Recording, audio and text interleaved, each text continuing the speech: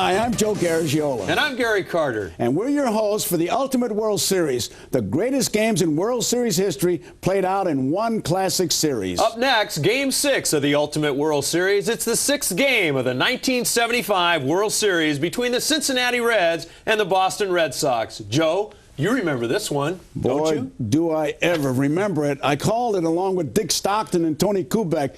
Game 6 was a true classic.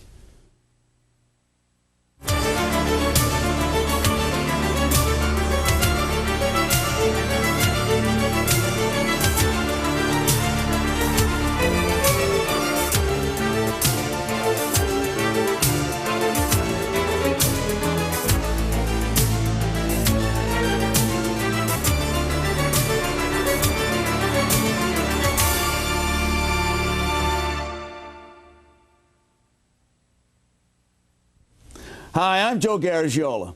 1975 was a year of high drama. South Vietnam fell to North Vietnam. Newspaper eras, Patty Hearst was kidnapped. And Jack Nicholson starred in One Flew Over the Cuckoo's Nest.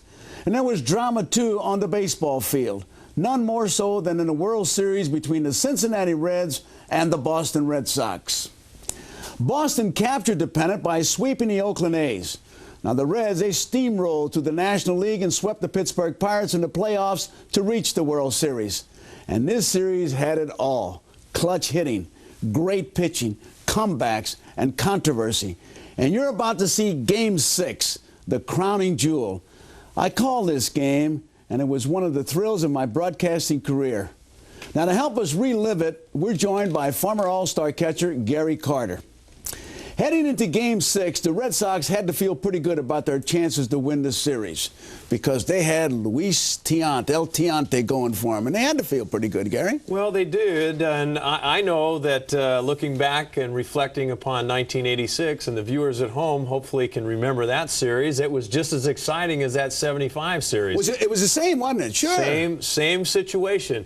We had lost the first two games at Shea Stadium. We went to Fenway Park, won the first two ball games there. And then Hearst beat us in Game 5. We come back to Shea Stadium, and we've got our backs up against the wall, down 3-2, and we're facing Roger Clemens. Now, do you think that the Red Sox were feeling like your ball club, or you think they felt better because of Tiant? Well, I think they might have felt a little bit better because Tiante was a hot pitcher at that time. Not taking anything away from Roger Clemens, but he was getting a little tired toward the end and wasn't maybe as strong in the playoffs and during the World Series. But Tiante, he was in rare form, and I think they were feeling a little bit more confident with Tiante than maybe they did with Roger Clemens. You think he would have been pitching today, the way they count pitches, because before that he had pitched a game 163 pitches he made. Yeah, that's a lot of pitches, and he did have quite a few more days rest in between to pitch in Game 6, but nevertheless, I think that there's more of today the game of specialists, and they go to the bullpen a little bit earlier, and they wouldn't leave a guy out on the mound for 163 pitches. Hey, the complete game has gone the way of dirt. It's become obsolete, for crying out loud. Now they got set-up guys, closers. You don't know if it's baseball or polo, for crying out loud. Well, let's join Tony Kubek and Dick Stockton, and I was there, as I told you, at Fenway Park in Boston for Game 6, the crown jewel of the 1975 World Series. All right, Joe and Tony, Pete Rose stepping in. He said Tiant was tougher in Game 4 and takes the first pitch for a strike on the outside corner. Rose has 6 hits in 18 times up, has a double and a triple, and has driven in a run. And there's a line drive out to left field. Yastrzemski makes the one-handed catch. Well, this is not artificial turf, and you can dive and fall on this grass to your liking. I thought I detected Yastrzemski slipping a little bit on his initial step, but he recovers and makes a good play. The field is in good condition. There might be a soft spot here and there. Keep in mind that they can play shallow here in Fenway, and nobody plays left field better than Yastrzemski here at Fenway Park. And here's Ken Griffey, the number 2 hitter, the right fielder, has 4 hits in this World Series, 2 though against Louis Tiant. He has 2 runs batted in, the hero of Game 2 with his double that drove in the winning run. Breaking ball on the outside corner. I think Pete Rose made a good comment on his interview before the game, Tony. He says we would like to get some runs early against Tiant and just take an edge off of the big enthusiasm that the fans have for him here.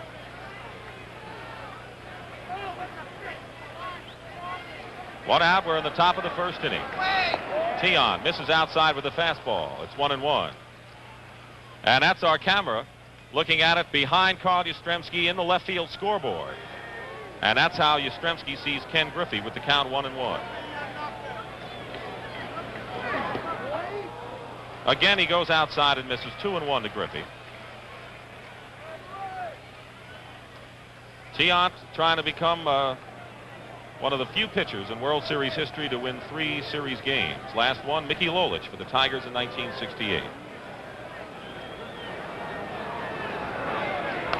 2-1 pitch is fouled back. And Tony almost made a nice catch. Joe, I thought you made a good point a while ago when you talked about Tiant not pitching the same kind of ball game the last few times we see him. He reminds me in this regard a lot like Juan Marichal, who might throw you 3 or 4 innings of screwballs, off-speed stuff, then go 3 or 4 innings of straight fastballs. They can change their pattern from game to game, and it's confusing to the opposition. Where he spots the ball, too, Tony, if there's any spot that he owns that low outside corner on both hitters.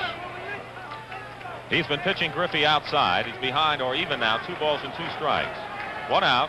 The on-deck hitter is Joe Morgan. And a breaking ball is fouled past the first base coach, George Sugar, so the count will remain 2-2. There's Joe Morgan, who has walked 4 times and has a stolen base in the series.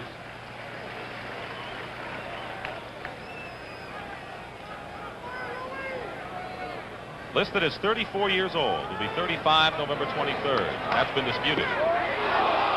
Satch Davidson calls it a ball, and we have a 3-2 count. I got to believe that's a pitch he just couldn't pull the trigger on. It was too close to where you say, I'm going to take it. They play Griffey straight away. And the payoff pitch. And it's inside, ball 4. So Ken Griffey draws a walk. He has 1 stolen base in this series, and that's the first base runner of the game.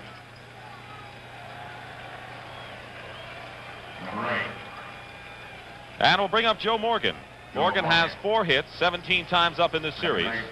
And 2 of the 4 hits against Louis Tiant. He has driven in 2 runs.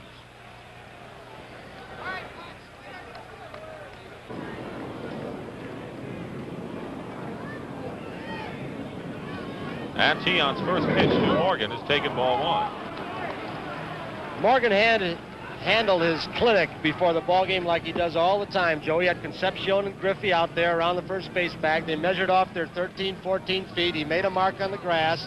That's how far they're going to go off Tiant. Get the maximum lead they can possibly.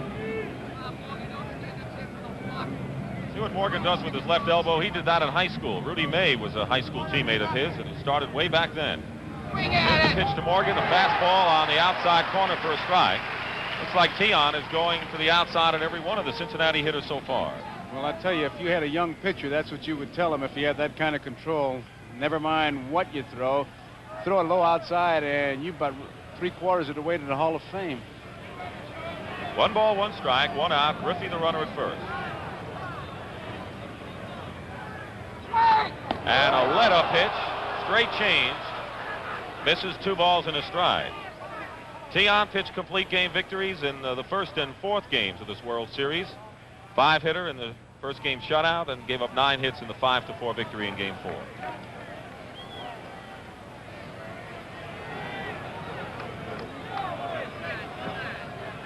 Two and 1.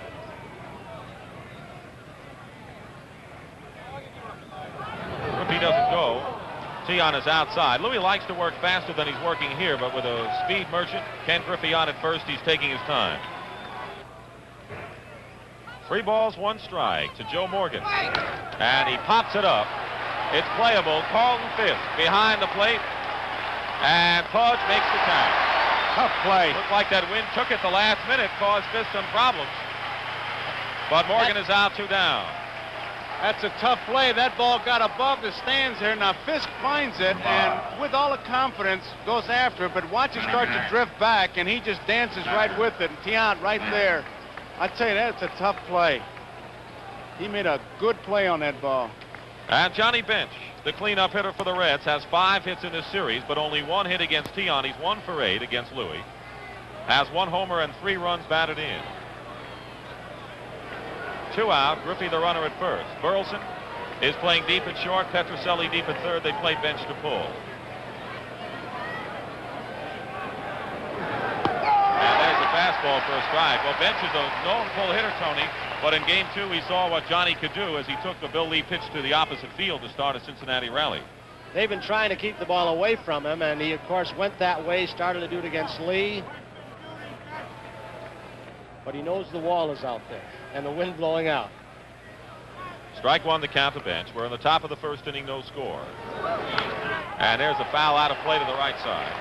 And Tian quickly is ahead of Johnny Bench, 2 strikes. Joe, as far as I can recall, there is the flag that is an indicator which way the wind is blowing. A little bit higher than that, it's gusting even more. I think that pop-up, as you described it, Joe, to Fisk, is a good indicator of how that wind is blowing the higher the ball is hit. Out towards center field. Double. Tian throw just one off-speed pitch. One off-speed pitch. Here's where I like to see him work, when he's way ahead.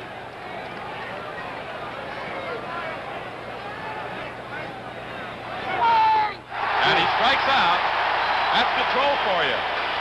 Bench went after it, and Louis Tian strikes out Bench to retire the side. The Reds lead 1.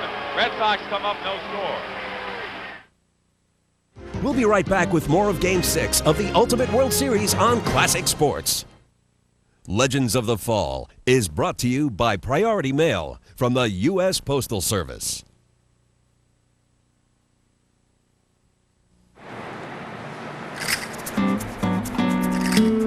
If I ran the post office, there'd be a way to send paperwork and merchandise overseas that gets attention. Something that says, open me. I'm important. But it's gotta save money, real money. And go to all my key markets. Plus it would have value, be reliable, and fast. Global Priority Mail. It's happening at your U.S. Postal Service. We deliver. Hey, Sam, listen, I'm nervous about the Mulligan presentation. I mean, how are we going to print out all those color pages, scan in those color logos, capture that frame of video, fax a proof, and make all those color copies? High five. Forget golf today, pal. The Brother MFC 7000, the total color solution, with all the color versatility you need, exactly when you need it. Sam, it's me again. We've only got 2 more hours. I hope everything's under control. Sam, why aren't you picking up? Sam? Sam! It's time for Bernie Williams to get into the batter's box and face a rock-hard ball coming at him from just 60 feet 6 inches away. Battling sinkers, sliders, curves, knucklers, changeups, forkballs, fastballs, and the occasional brushback. But Bernie doesn't sweat it. Hey, he's got a whole 1/10 of a second to react.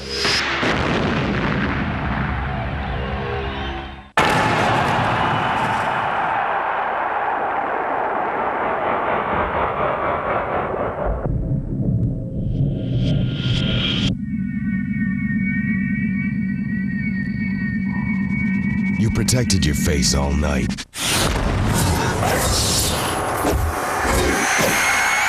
Why stop in the locker room? The Norelco Reflex Action Razor. Anything closer could be too close for comfort. Batting third, playing center field, Mickey Mantle. Watch Billy Crystal make the call. Watch Distant Replay now on Tuesdays and Thursdays, only on Classic Sports. You're watching the Ultimate World Series on Classic Sports. Cecil Cooper back in the Red Sox lineup. Leading off, has a hit 13 times up and takes a called strike. Gary Nolan, who has made 5 previous World Series starts, his record 0-2 in World Series play. He started the 3rd game of the series, pitched 4 innings, allowed a run on 3 hits. Swings and misses. A good fastball by Nolan, 0-2. Nolan noted for his excellent control, slow curveball, sneaky fastball. And Joe, I've got to wonder this. With the wind blowing out, the wall in left field in Fenway, one of his, well, I guess his best pitch might be a straight change of pace. And might that affect him not wanting to throw it in this kind of conditions? There is the changeup, and it's hit out to center fielder Cesar Geronimo, who is there making the catch for out number 1. I think the thing he has to worry about, Tony, is developing a romance with it to where he just wants to do it, and somebody get fooled and still pull that ball in behind third base. Most of the fastballs, I think, you'll see mostly fastballs into the outside part of the plate. Well, Denny Doyle, the only player on both teams who has hit safely in all 5 of the previous games. has 6 hits in all. Had a triple in the first inning in Game 5 at Cincinnati. Swings and fouls off the first pitch for strike 1.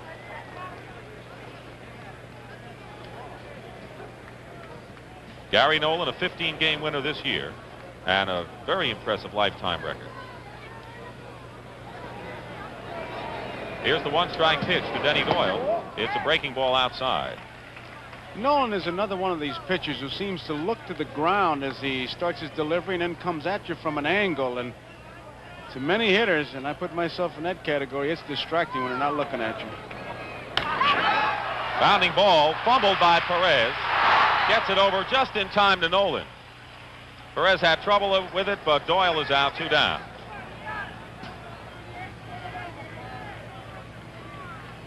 Carl Yastrzemski with 5 hits in the series.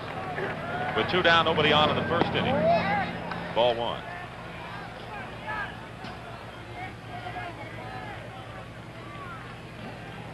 Gary Nolan has not been a very effective pitcher away from Cincinnati. He's much better at home than he will be here in Fenway Park. His next pitch is high. It's 2-0. He was 11-2 at Riverfront Stadium, Cincinnati. He's under 500, 4-7 road games in 75. Balls behind Yastrzemski, 3-0. Very fine control pitcher is Gary Nolan, as Don Zimmer flashes the signs at the third base coaching lines. However, Yastrzemski led the Red Sox in walks this year and has drawn 4 bases on balls in the series. Darrell Johnson turns him loose, 3-0. Taking all the way, and it's strike, 3-1. That's about the first time the whole series where he hasn't. Well, he likes to see him hit here, and you can see why. You saw Carlton Fisk waiting in the on-deck circle. 3 balls and 1 strike to Yastrzemski. And a base hit. Solid single to right field. And we get an idea how the ball is rolling and moving in the outfield. Looked like it slowed up too much. That high fly ball in batting practice that was landing and kind of just plugging. But the ball, I tell you, the groundskeepers have just done a magnificent job here with that surface, that clay surface. It seems to dry up the field. And Joe Mooney and his guys really deserve a lot of credit. And while we were sleeping over the weekend and depressed over the rain, they were working. The lights were on here, and they worked just about 16 hours, 17 hours a day. Oh, you were sleeping, Joe, and I were working. Carlton Fisk takes ball 1. 2 out. Yastrzemski is on base. They shade him over to the left. In fact, Joe Morgan is shaded very close to second base. They give Fisk all of the right side of the infield.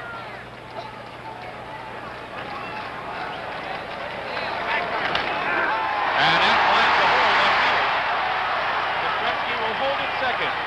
Back-to-back singles by Yastrzemski and Fisk with 2 out in the Red Sox first. Sparky has already let it be known that if Nolan experiences any difficulty, he's going to get him out of there in a hurry, and he'll go to 7 pitches if he has to and save just Don Gullett. There's the Cincinnati bench. Jack Billingham, who was a bit peeved that the rotation was switched, and there's left-hander Fred Norman joining him in the bullpen. You use everyone in the 6th and 7th games of the World Series. Here's Fred Lynn. 5 hits in the series, 2 runs batted in. Fastball tails away for ball.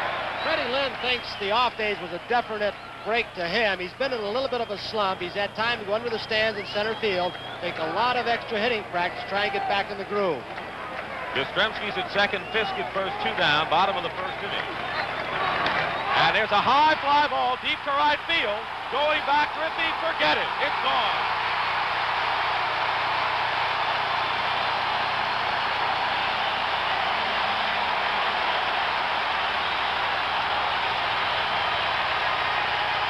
And this place is rocking. And Tony, the word's just out of your mouth.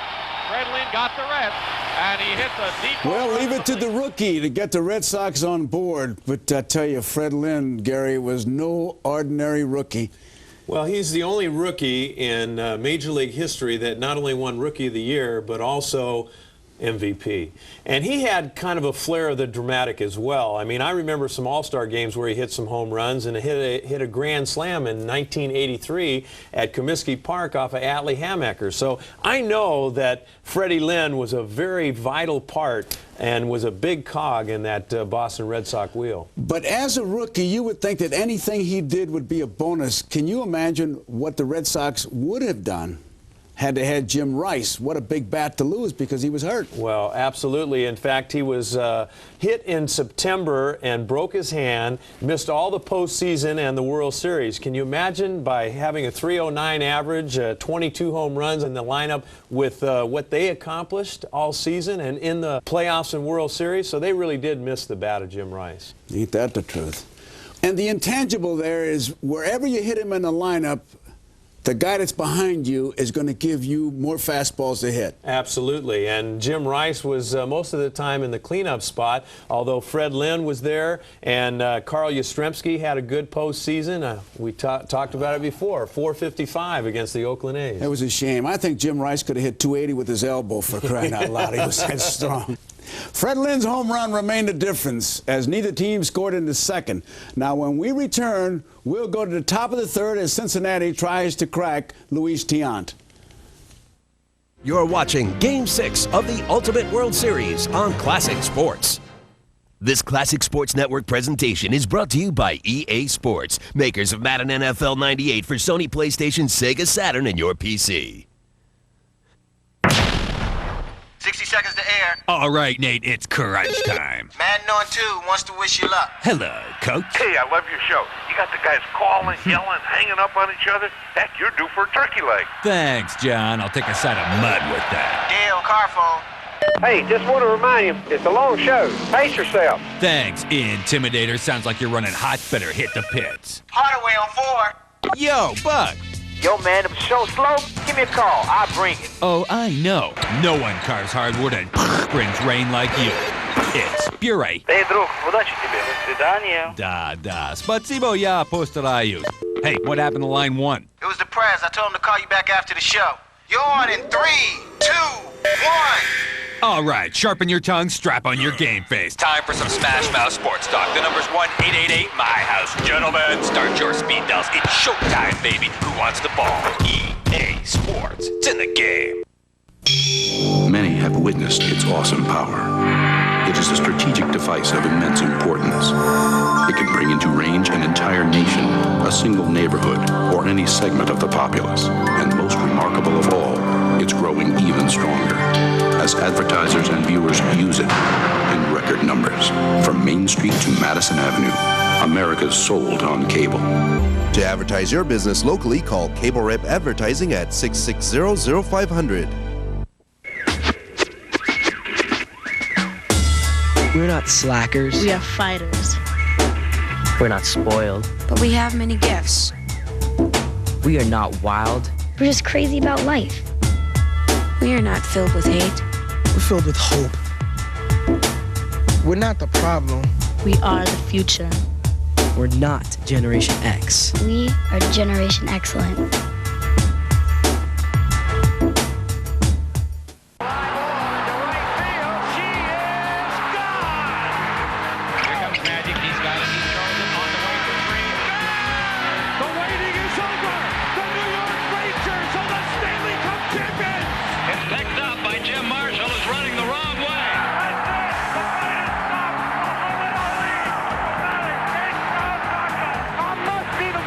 Classic Sports Network, the greatest new network in the history of sports. We now return to Game 6 of the Ultimate World Series on Classic Sports. Cesar Geronimo leading off the third inning against Luis Tiant. Geronimo 3 hits and 5 times up against Tiant. Fastball, strike 1. Geronimo 5 hits in all in the series. And we have a pinch hitter waiting on deck for the Reds. Terry Crowley is Sparky Anderson. Wants to get some runs here. Called strike 2. Norman has been working in the bullpen, and with Cooper, Doyle, Yastrzemski, and Lynn, 4 left-handed batters in the first 5, I would think Norman will come in. And there's Crowley, former Baltimore Oriole performer, waiting on deck. Tiant's 2-strike pitch. Geronimo takes it inside. Tiant today is showing the Cincinnati Reds he does have a good fastball. He's throwing mostly fastballs up till this point, and he's had a pretty good one at times. Here's the 1-2. Gets a piece of it, fouls it on the screen. You think he throws a Cuban palm ball? I don't know, Tony, if he loads one or not. I don't think he really needs it. The thing that I'm just amazed watching him pitch is this great control to the outside corner, that low outside pitch. I just think it's marvelous to watch him, how consistent he is with that pitch. Again, the 1-2. And Geronimo swings and misses. Looks like the Red batters are a bit confused in the first 3 innings at least. Strikeout number 3 for Tiant. And now Darrell Cheney comes up to pinch hit. Crowley went back, and Darrell Cheney comes up. He pinch hit in the 6th inning of the 4th game with a man on and 2 out, and Tiant struck him out. In fact, Tiant also fanned Crowley. So here is Cheney batting for Gary Nolan. So Nolan pitched 2 innings, allowed 3 runs, 3 hits, and struck out a batter, and he will depart.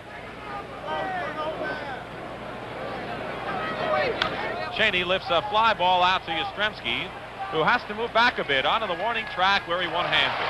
Getting another indication of the way that wind is blowing. That ball was not hit well. It was not a very good swing by Cheney, and the ball went almost to the base of the wall. Here's Pete Rose as the Reds are back to the top of their order. He lined out to Carl, who came in to make a diving catch. Might have slipped on that damp turf in the first inning. Pitch is low and outside. Tiant has struck out 3, has walked a batter, has not allowed a base hit, and there's Louis Tiant Sr. What a thrill this man must be getting this year. Coming from Cuba to see it, not only his son pitch on a pennant-winning team, but win 2 in the World Series and maybe 3. Here's the let-up pitch, and Rose lines it to center field. That'll be a base hit, and the first hit of the game for the Reds. So Rose now with his 7th hit of the series. Dick, I did an interview with Luis Tiant for the Today Show, and what a heartwarming thing to hear that great pitchers say that God gave me 2 things I wanted this year: my family to come to see me and play in a World Series. I think that's a pretty good yardstick on what that man's made of. You know, the first time Tiant pitched with his dad at present, couldn't get anybody out. Just didn't have it that night. Ken Griffey, the batter, walked his first time up. Rose is on at first with 2 out. Top of the 3rd inning, 3-0 Boston. And a bouncing ball off the glove of Tiant. Doyle recovers, however. Makes the play to retire the side. Might have been trouble if the ball had been deflected too much over to the right side. It's still 3-0 Boston. We'll be right back with more of Game 6 of the Ultimate World Series on Classic Sports.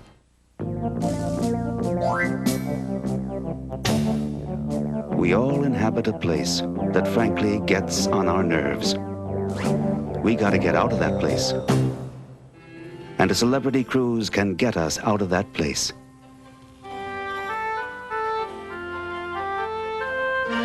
Celebrity Cruises, exceeding expectations. Awarded 5 stars by Fieldings and the top premium cruise line rating by Berlitz. To help capture the realism for Kart World Series, Archero Wells driver Max Pappas let us take his car out for a spin. How's she feel? Feels pretty sweet. The sequential gearbox is amazing. I don't even have to get off the throttle to shift. Beautiful, you're doing great. I'm still getting a little push in turn 2. We'll put 1 turn into the front wing. Hey, I can see you guys now. Wave. Hello. This is smooth riding. I wish it had a cup holder. That would be nice. PlayStation.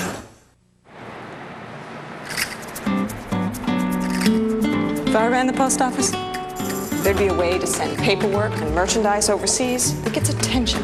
Something that says, open me. I'm important. But it's gotta save money. Real money. And go to all my key markets. Plus it would have value. It'd be reliable. And fast. Global Priority Mail. It's happening at your U.S. Postal Service. We deliver. 2 study years gone by, you could watch Truman's surprise win over Dewey in 1948. Or check out the surprise win of the Miracle Mets in the 1969 World Series. You could study Nixon's near-perfect sweep in the 1972 election. Or watch total perfection as the 72 Dolphins become the NFL's only undefeated team. If you see history a little differently, watch the Classic Years in Sports, Sunday and Thursday at 7, only on Classic Sports Network. You're watching the Ultimate World Series on Classic Sports. In the first 5 games of the 1975 World Series, Reds manager Sparky Anderson used 18 pitchers. In this game, he was about to bring in his second, Fred Norman, and it was only the 3rd inning. That's how he got that nickname, Captain Hook, Gary. Well, I guess maybe Sparky started the game of being a game of specialists, because he always had someone warming up in the bullpen, it seemed like. He wasn't real 100% happy with his starting staff, and he had somewhat of a weak bullpen, had to utilize a lot of middle relief guys. So he wanted to always have somebody ready. Sparky take you out if you had bad breath, for crying out loud. You know, he had a superstition. I once asked him about it, where he wouldn't step on the foul line. Right. And I said, what does that do for you? He said, well, it brings me good luck.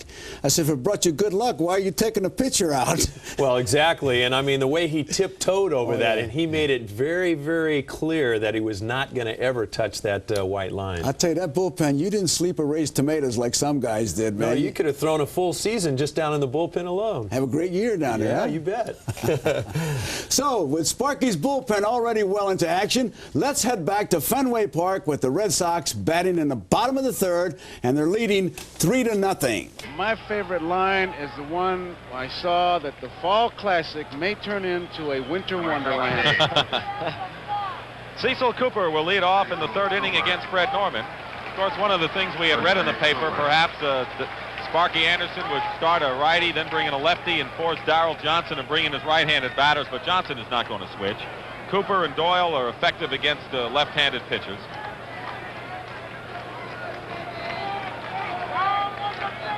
Cooper flied to center his first time up. There's a ball outside. It was a breaking ball. Darrell Johnson. What a job he's done all season long, managing his pitching staff in Fenway. That's on the corner. 1-1. I have a lot of respect for Darrell Johnson. I think he has handled himself extremely well, not only this season, but during the World Series. May not be as colorful as Sparky Anderson in giving the answers that the writers may want, but he is logical, he's to the point, and he is honest. Yes. And a pop-up. Shortstop Concepcion is going back. He'll call for it.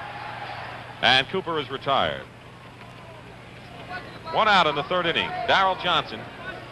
Here's Denny Doyle, who was out Perez to Nolan in the 1st inning, and a breaking ball outside. If you don't know it by now, the Red Sox acquired Doyle from the California Angels in June, and he just moved right into that second base position. Fastball, he misses outside, 2-0. No question Norman is trying to keep the ball away from the left-handed batters. We're in the 3rd inning, 3-0, Boston leading. That nicks the corner, 2-1. Pete Rose down on 3rd base, showing a lot of respect for Doyle's bat control. He's playing up on the grass in front of the bag. Is Doyle an excellent butter?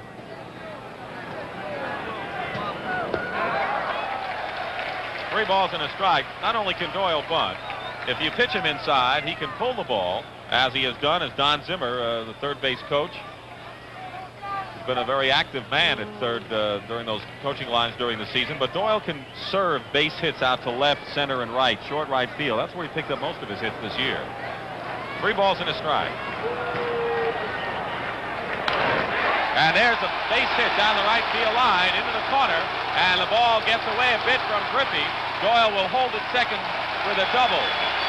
Denny Doyle, with his first double of the series, has a triple already, and now he has 7 hits. A 1-out double by Denny Doyle. Here's the Carl Yastrzemski. 2-out single started the big 3-run rally for the Red Sox in inning number 1.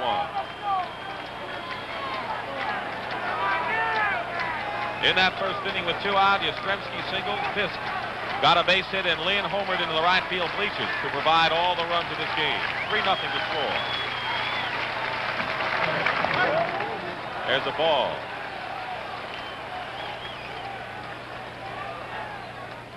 Red Sox have 4 hits, and that's the first hit off Fred Norman.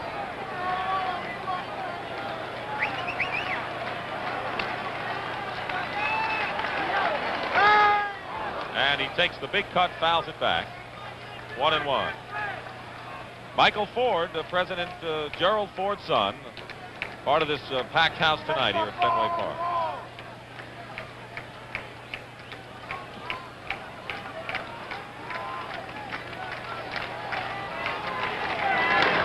And he pops it up to the right side. Joe Morgan makes the catch, took a look at where Denny Doyle was. 2 down in the 3rd inning. And now we'll see Carlton Fisk. Now you got 2 outs. There's Jack Billingham warming up. 2 outs, first base open. Left-handed pitcher facing Fisk. I got to think twice with Freddie Lynn coming up next, a left-hander, and I might put Carlton Fisk on in this situation. I used to hate it when they come out and say, don't give him a good ball to hit. He wants to chase it fine this way. He takes all the pressure, and they put him on, and that's the way it should be. Well, it's a percentage move all the way.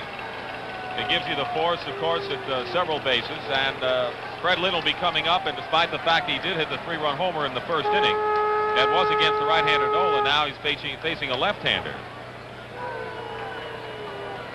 Lynn, during the course of the year, Dick, has been somewhat effective, I think, against left-handed pitchers. Of course, he doesn't see as many up here in Fenway Park. A little tricky move. But Freddie, when his stroke is right, likes to go a little bit more the opposite way on left-handed pitchers. He uses the whole field from foul line to foul line as well as many players do. And a hand for Fred Lynn. Hit his first home run since September 14th in the 1st inning. And the fans give him a well-deserved ovation. To bear out what you say about using the whole park, the key is Geronimo, and he is directly in line with the bag in center field. They are really straight away. 2 out, 2 on for the Red Sox in the 3rd. Big cut by Lynn on the high fastball. Strike 1. Lynn is the first rookie to hit a home run in the World Series since Reggie Smith, who was with the Red Sox at the time, hit a pair against the Cardinals in '67. Look at him lining up with the bag. Geronimo in center field. He's got a lot of room in his ballpark. 1 strike to count. And a breaking ball outside. Carlton Fisk is getting off first base. There's Doyle on second, but Fisk is getting off a long way, and he was really looking in, Joe, at Bench's signs. And Bench, with that quick throwing arm, you might see Tony Perez sneak up behind him. Well, he can see him from there, I guarantee you. The 1-1 pitch. 2-1 now to Lynn. Freddie wanted that pitch. Fred Norman, that is. We got 2 Freds working against each other. Marky Anderson, as you mentioned, Tony, will use just about anyone, and he already has started that routine. Now, what will that mean for tomorrow? Does that mean people like Billingham and Norman may not be as available as much? Better hoping that Gullett makes it to the park. 2 balls and a strike. He holds up but takes a call, strike 2. 2 balls and 2 strikes. Dick, if it goes to the 7th game, that is if Boston wins, they're going to use everybody again tomorrow if they have to. They got all winter long to rest. He'd be more prone to do it tonight, though. He'll go a whole lot longer with Gullett, who is his ace. 2 balls, 2 strikes. 2 men out, last of the 3rd inning. Doyle is at second, Fisk at first. The Red Sox lead the Reds 3-0. And a full count now on Fred Lynn and the on-deck hitter, Rico Petrocelli.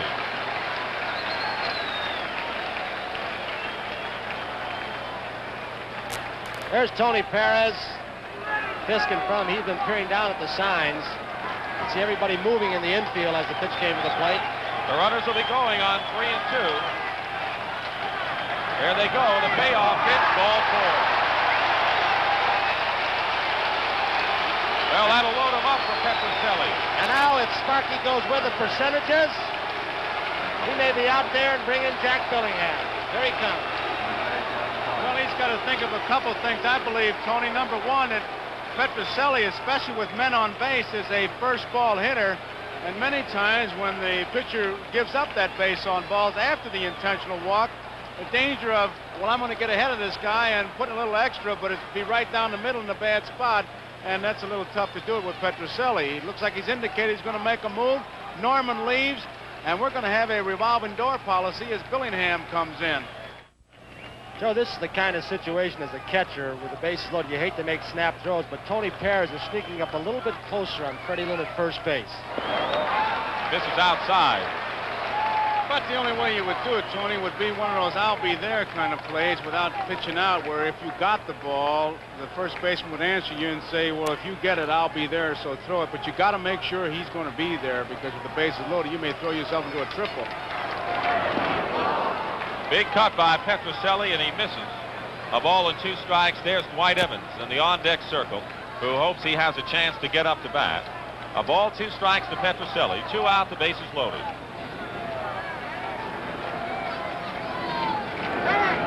And Petrocelli goes after a sharp-breaking ball way outside, and the side is retired. Billingham does the job. And after 3 innings here at Fenway Park in Game 6, Boston 3. You're watching Game 6 of the Ultimate World Series on Classic Sports. To help capture the realism for Kart World Series, Argento Wells driver Max Pappas let us take his car out for a spin. How's she feel? Feels pretty sweet. The sequential gearbox is amazing. I don't even have to get off the throttle to shift. Beautiful, you're doing great. I'm still getting a little push in turn 2. We'll put 1 turn into the front wing. Hey, I can see you guys now. Wave. Hello. This is smooth riding. I wish it had a cup holder. That would be nice. PlayStation. Get into the game with Sports Illustrated's all-out football blitz. 3 great gifts, plus the very best in college and pro football coverage every week in the pages of SI. With SI's Football Blitz, you'll get this exclusive Sports Illustrated football sweatshirt and the fantastic new video NFL Throwbacks, both free with your paid subscription. Use your credit card and get a free bonus gift, this limited edition SI Sports Watch. All 3 are free, an incredible jam-packed offer that you'll want to grab for yourself or a friend. Knock him out, knock him out. SI's Football Blitz gives you more football than ever before, starting with SI's rugged, heavyweight football sweatshirt that gets you ready for any game. It's extra large for extra comfort and features a one-of-a-kind Sports Illustrated football logo. It's a great-looking sweatshirt you can't get anywhere else. Your NFL Throwbacks video traces a line of football superstars, from Gale Sayers to Barry Sanders, from Joe Namath to Brett Favre. Player by player, position by position, you'll see the torch of greatness passed from one generation to the next.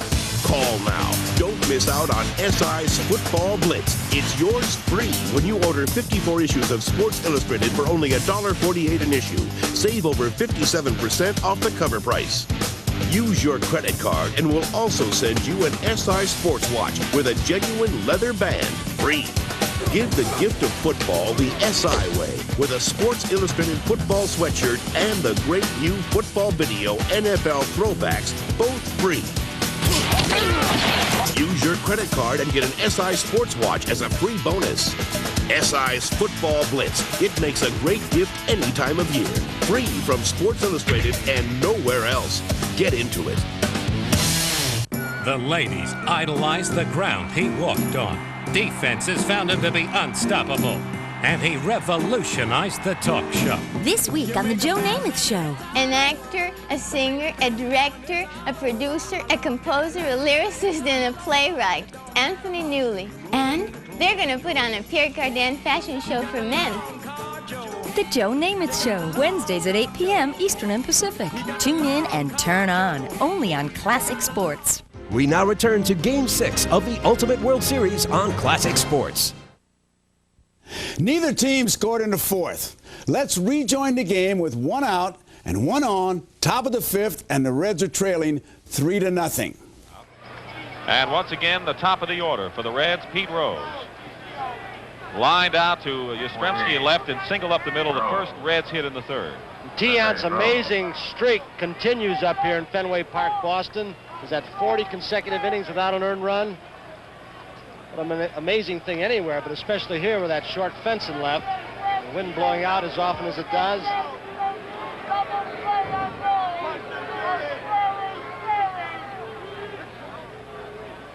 Armbruster does not go, and Rose bunts it foul into the crowd. Well, Joe, he talked about the wind blowing out, and after the first 2 games of the series, no one hit the ball off the wall. We've had 1 home run. Where was it? Right field bleachers. That's right. Never fails, man. They'll do it every time. 1 strike to Rose. 1 out, Armbruster, the pinch hitter who had walked on at first.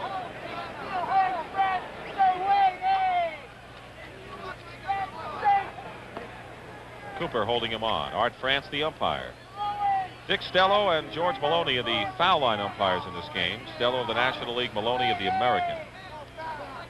And a shot from right fielder looking into the plate.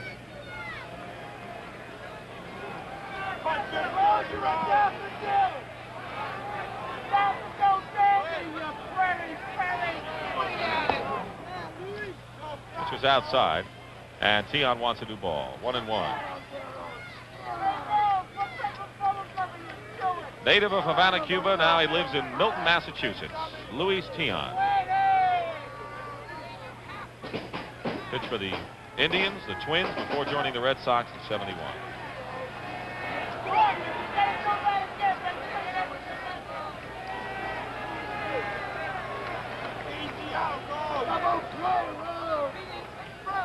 One pitch to Pete Rose. Fisk held it there. Didn't get the call. It's 2-1. That last pitch was a good look from our center field camera right into Louis Tian's glove. We can take you with some of these powerful lenses, places that you can't get if you're in the ballpark. 2 balls and a strike to Rose. Reds trying to get something going here in the 5th inning, trailing 3-0. They can win the World Series with a victory tonight. On the outside corner, fine pitch by Tian, and Clay Carroll, who will come in and be the 4th Reds pitcher in the bottom of the 5th.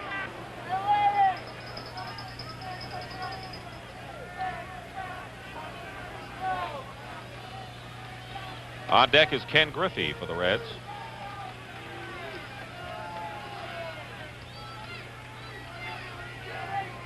Two-two pitch. And the count runs full to Rose. That's a good snap throw, that quick throw of both Bench and Fisk can do so well. Just flip the ball and it's downer before you know it.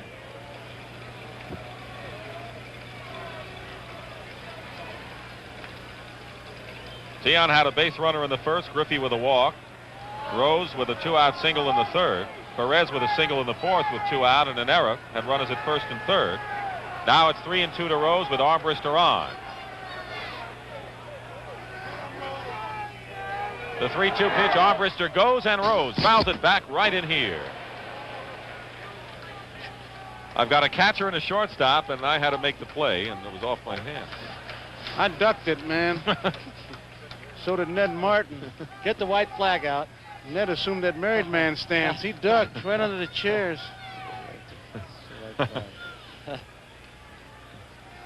3 balls and 2 strikes to Pete Rose. Armbruster was running on the pitch. 1 out. We're in the top of the 5th inning. Reds have 2 hits. The Red Sox 5. 3-0 the score.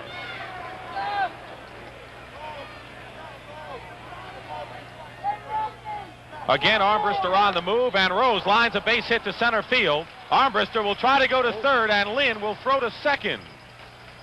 Freddie got the ball caught in the webbing of his glove. Armbruster started to slow down around 2nd base, and then he decided to challenge Freddie Lynn's arm. I think he might have surprised Fred. You don't do that too often on him. I would think so, but the ball had to get caught in his glove. He got to the ball quickly, and then, well, I do believe he was surprised by Armbruster. He didn't get the good grip, and it could have been a surprise because Armbruster did stop at 2nd base. So once again, the Reds, last inning they had runners at 1st and 3rd with 2 out. Now they have runners at 1st and 3rd with 1 out, and the heart of the Reds order coming up, Ken Griffey, who walked and bounced to 2nd. He'll be followed by Joe Morgan. 3 hits now for Cincinnati. There have been 3 one-run games in this series, an extra inning encounter, and the Red Sox have out-hit Cincinnati, but in games it's 3-2 Reds.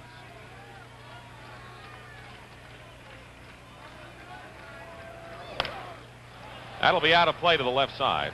How would you look at that lead that Pete Rose had off 1st base? He was a couple of strides off and leaning heavily back toward 1st.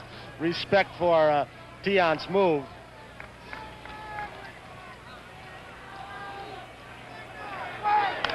And a fly ball deep to center field. Lynn going way back, and he can't make the play. It's off the wall. Evans will recover, and Lynn is not up. He has been shaken up. One run comes in. Here comes Rose with the second run, and Freddie Lynn is hurt in the corner in the dead center field. He must have hit his head against that wall, and he is really shaken up. And Darrell Johnson, trainer Charlie Moss, going out to center field. Griffey on at third with a triple, 2 runs in, and I've never heard Fenway Park as silent as it is right now. He hit it hard. He was going full tilt when he jumped, turned his back to that wall. We don't know if he hit his head, but he sure jarred his back very hard. Tony, look at the crowd is just standing up. Stunned. They're all standing. The big hush over the ballpark. You just don't know. There's a shot of the crowd. Have you ever seen a ballpark like this? He was shaken up. That's about as deep as he can go in that area in left center field. We'll be right back with more of Game 6 of the Ultimate World Series on Classic Sports. We all reside in a place where people can reach us at 3 in the morning. We got to get out of that place. And a celebrity cruise can get us out of that place.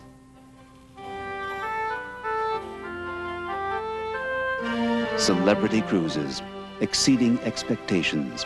Awarded 5 stars by Fieldings and the top premium cruise line rating by Berlitz. Attention computer shoppers, free mouse pad with every laptop. Hey you, check stand 8. Kevin, Sally, you're about to blow it. Don't pay retail.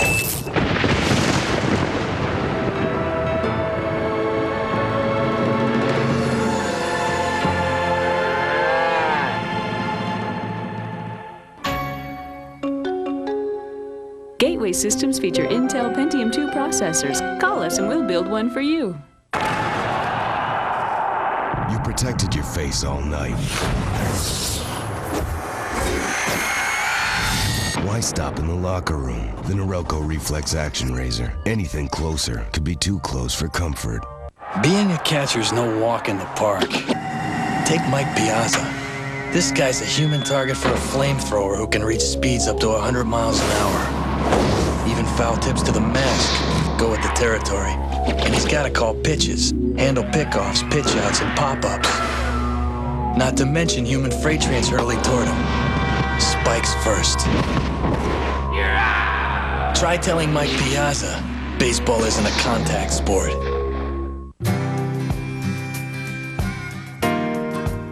Suddenly, it was a new beginning, and a man named Ricky had created it. I heard some whispering going on that they had a petition up. Robinson was coming on the club, but they were not going to play with Robinson. Jackie Robinson can be best characterized reflectively in one word: unconquerable. Everything about Jackie Roosevelt Robinson was right. And when people ask me, who is the greatest all-around athlete this nation has yet produced, I say Jackie Roosevelt Robinson. Also, the greatest all-around man.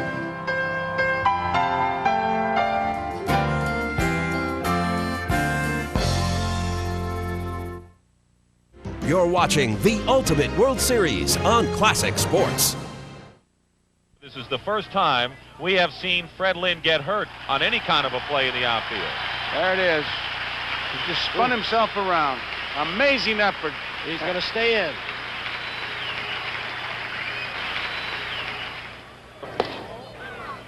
Ball 1 to Morgan. An amazing streak, 40 in the 3rd innings. There's Griffey with a big hit.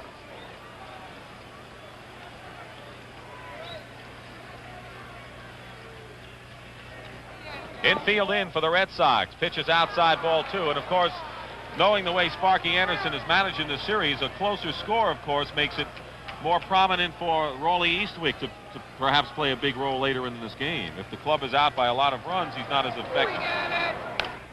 On a let-up pitch, pops it up to the left side. Petrocelli makes the catch for the second out. He was a big man. Joe Morgan has talked almost this entire series about being over-anxious at the plate. He says, I've been swinging at pitches I do not ordinarily swing at, trying to play beyond my abilities. He got a change-up. He looked like he was fooled. He went after it.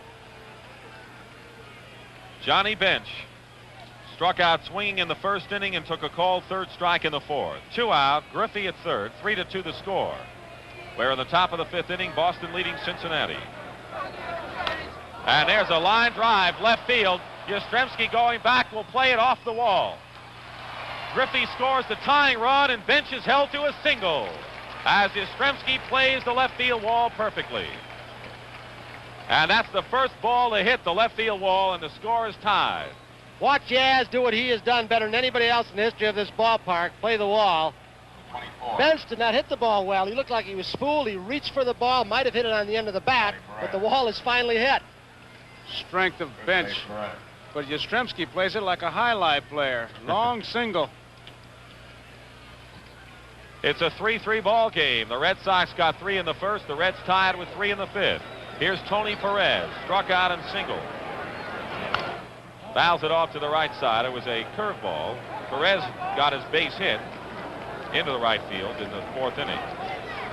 My apologies to Ted Williams on that last one. He played that wall pretty well, too, for a lot of years.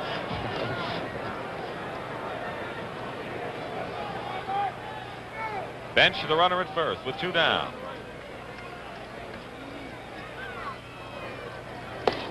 Fastball high and away. And activity for the first time for the Red Sox. Jim Burton, the left-hander, Jim Willoughby, the right-hander. 1 ball and 1 strike to Tony Perez. The Reds have tied it here in the fifth. Each side has 5 hits. The Red Sox have the only error in this game.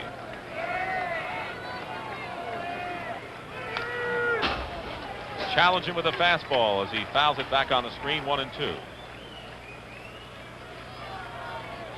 Bench now with 4 runs batted in the series. Griffey, who tripled in a pair, now has 4.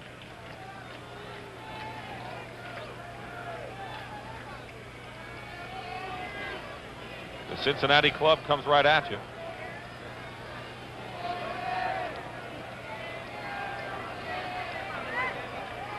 One ball, 2 strikes.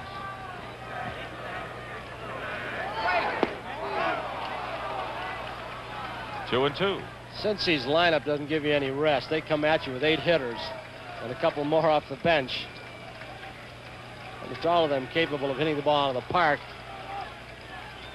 Well, they led the major league in runs scored. Red Sox were tops in the American League. 2 balls, 2 strikes. Fisk faked the throw to first.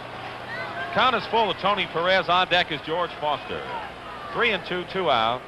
Bench at first. 3-3 the score.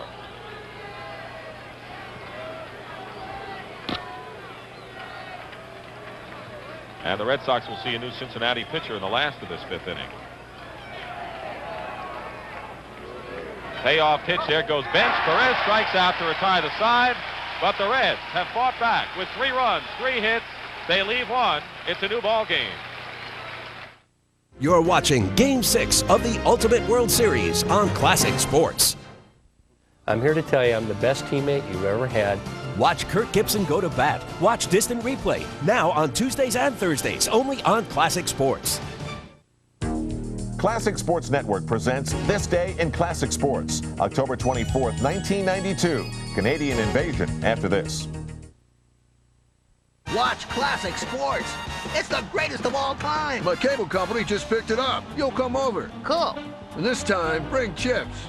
I'm calling my cable company. I gotta get Classic Sports, and you can't stop me. Classic Sports, Classic Sports. Yes, we just got Classic Sports. We got it. Hey, all these guys get it.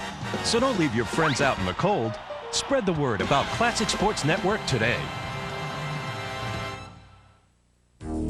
October 24th, 1992. Dave Winfield's 11th inning double leads the Toronto Blue Jays to a 4-3 win and a 6-game World Series victory over Atlanta. It is the first ever baseball championship for a Canadian team. Tune in every day for This Day in Classic Sports.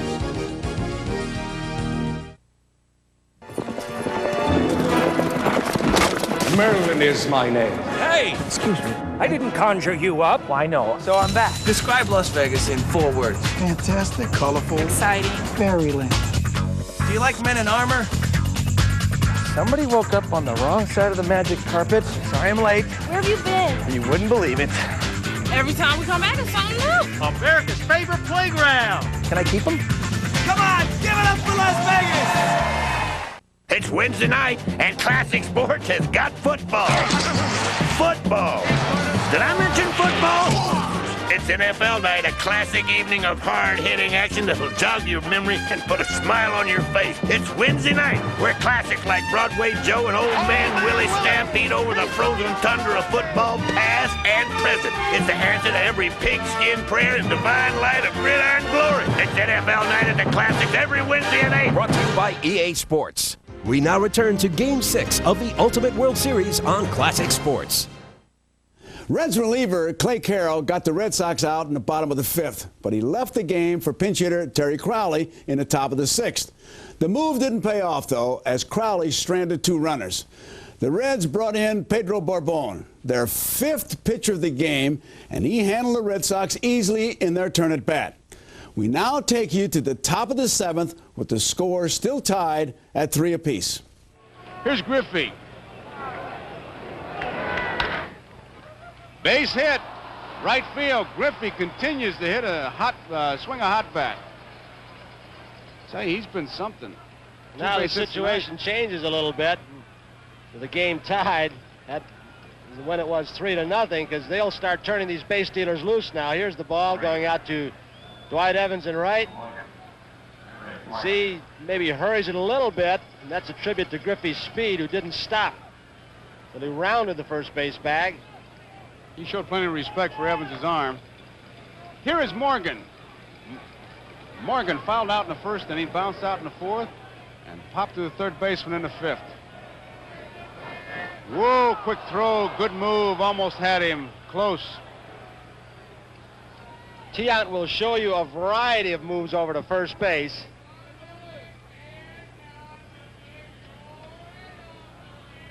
Griffey has to take a little bit of time here. He about got himself picked off. Griffey steals his bases more on sheer speed than either Concepcion or Morgan.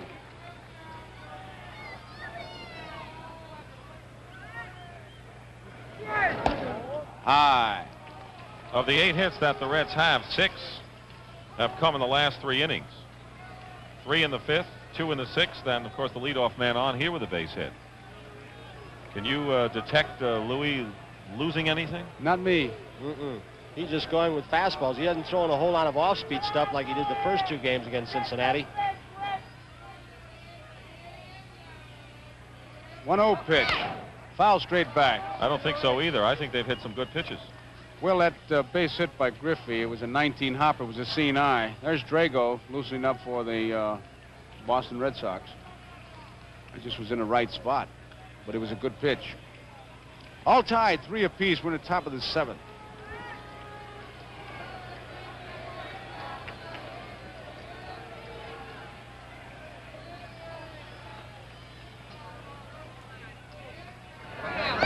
High. 2 balls and 1 strike. Tiant seems to be making Morgan wait more at the plate than most of the other hitters. When he comes to his set position, he's trying to hold Griffey at first. He's trying to get Morgan to tense up. Nobody out.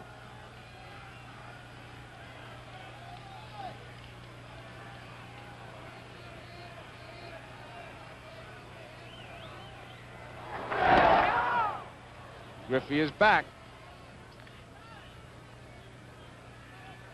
Tiant's got 2 or 3 different moves at first base.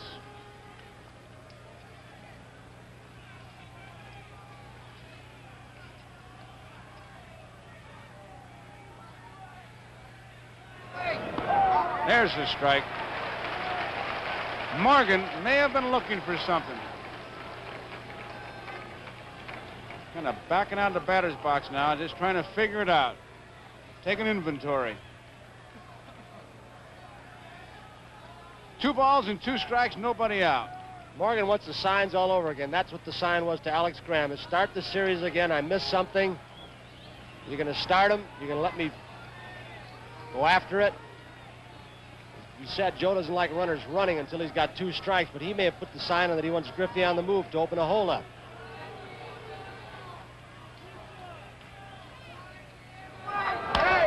Line drive, left field, base hit. Griffey is rounding second, and he's going to hold. Yastrzemski fires it right back in. First and second, nobody out. And Johnny Bench is the batter. That was a good play by Yastrzemski in left, holding Griffey to second base. He was playing over toward left center field as Morgan is a strict pull hitter, and he had a long way to go down the left field line, and here comes DJ. Darrell Johnson making a walk towards the mound. Now, during the season and so far in this World Series, Darrell prefers to leave his starting pitchers in. He is not quick with the hook, to the opposite, actually, of Sparky Anderson. He said way back in spring training, I know what the man in there can do. I may not know what the man in the bullpen can do. That is why sometimes I stay with my man instead of going to the bullpen. And he's following that routine right here. And he'll do it even more with Tian because he knows what he's been worth to this club, and he's the man that brings home the money. Drago continues to throw in the Red Sox bullpen. Tian in the jam. Griffey is on at second base. Morgan is on at first base. Johnny Bench, who got a big 2-out single in the 5th to tie it up for the Cincinnati Reds. Petrocelli's even with the bag. Nobody out, all tied. 3 apiece.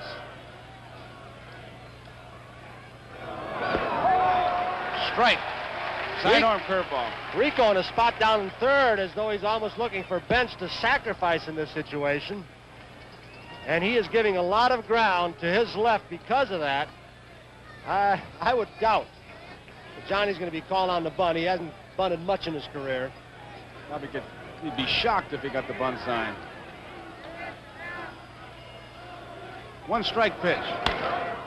Left field, Yastrzemski's going back and has the room. Bench hit that with 1 hand. He is going for the wall tonight. He is really reaching out over the plate, just trying to get the ball in the air. Look at it, Joe. Watch this pitch and watch how he just kind of reaches out with 1 hand and hits it. Held onto it with the left hand. Didn't really get that good snap into it. You heard the oohs and ahs in the crowd because they didn't know where that was, but Yastrzemski knew all the way, and that's why he was able just to backpedal and make the catch. Made a quick throw to second, too, just in case Griffey there might have been lingering. He keeps you honest. Here is Perez. Perez struck out in the 2nd, singled to right in the 4th, and struck out in the 5th. All tied, 3 apiece. 1 man out.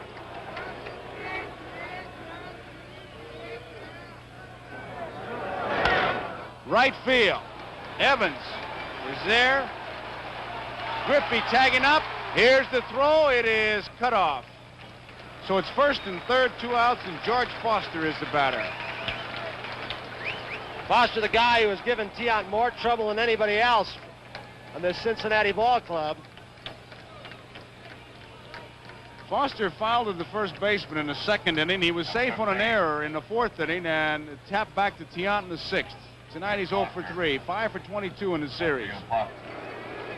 Foster waits. There goes Martin. Foul back. Nobody covered. Nobody covered. And they got a strike, and he has to come back, so they were lucky there. I think this is a pretty big moment of this ball game right here, Joe. Well, it is, and they're just going to concede second base. They're just going to give it to him. If he wants it, let him have it. Fisk went through the motions of setting himself up to throw, but you can see how far they are and how deep they are. And Morgan is getting a big lead. Worry about 1 man, George Foster. That's who they're worried about. Now he wants to walk a while. Morgan appears to be ready to take off again at first base. And they're going to give it to him.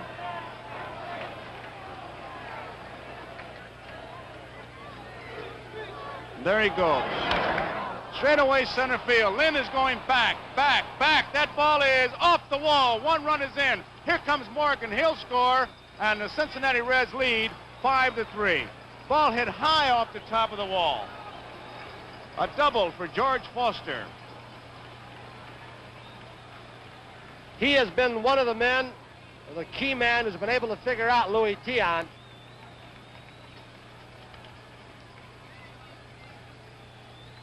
So 5-3, the Cincinnati Reds lead in the top half of the 7th inning here. A double by Foster.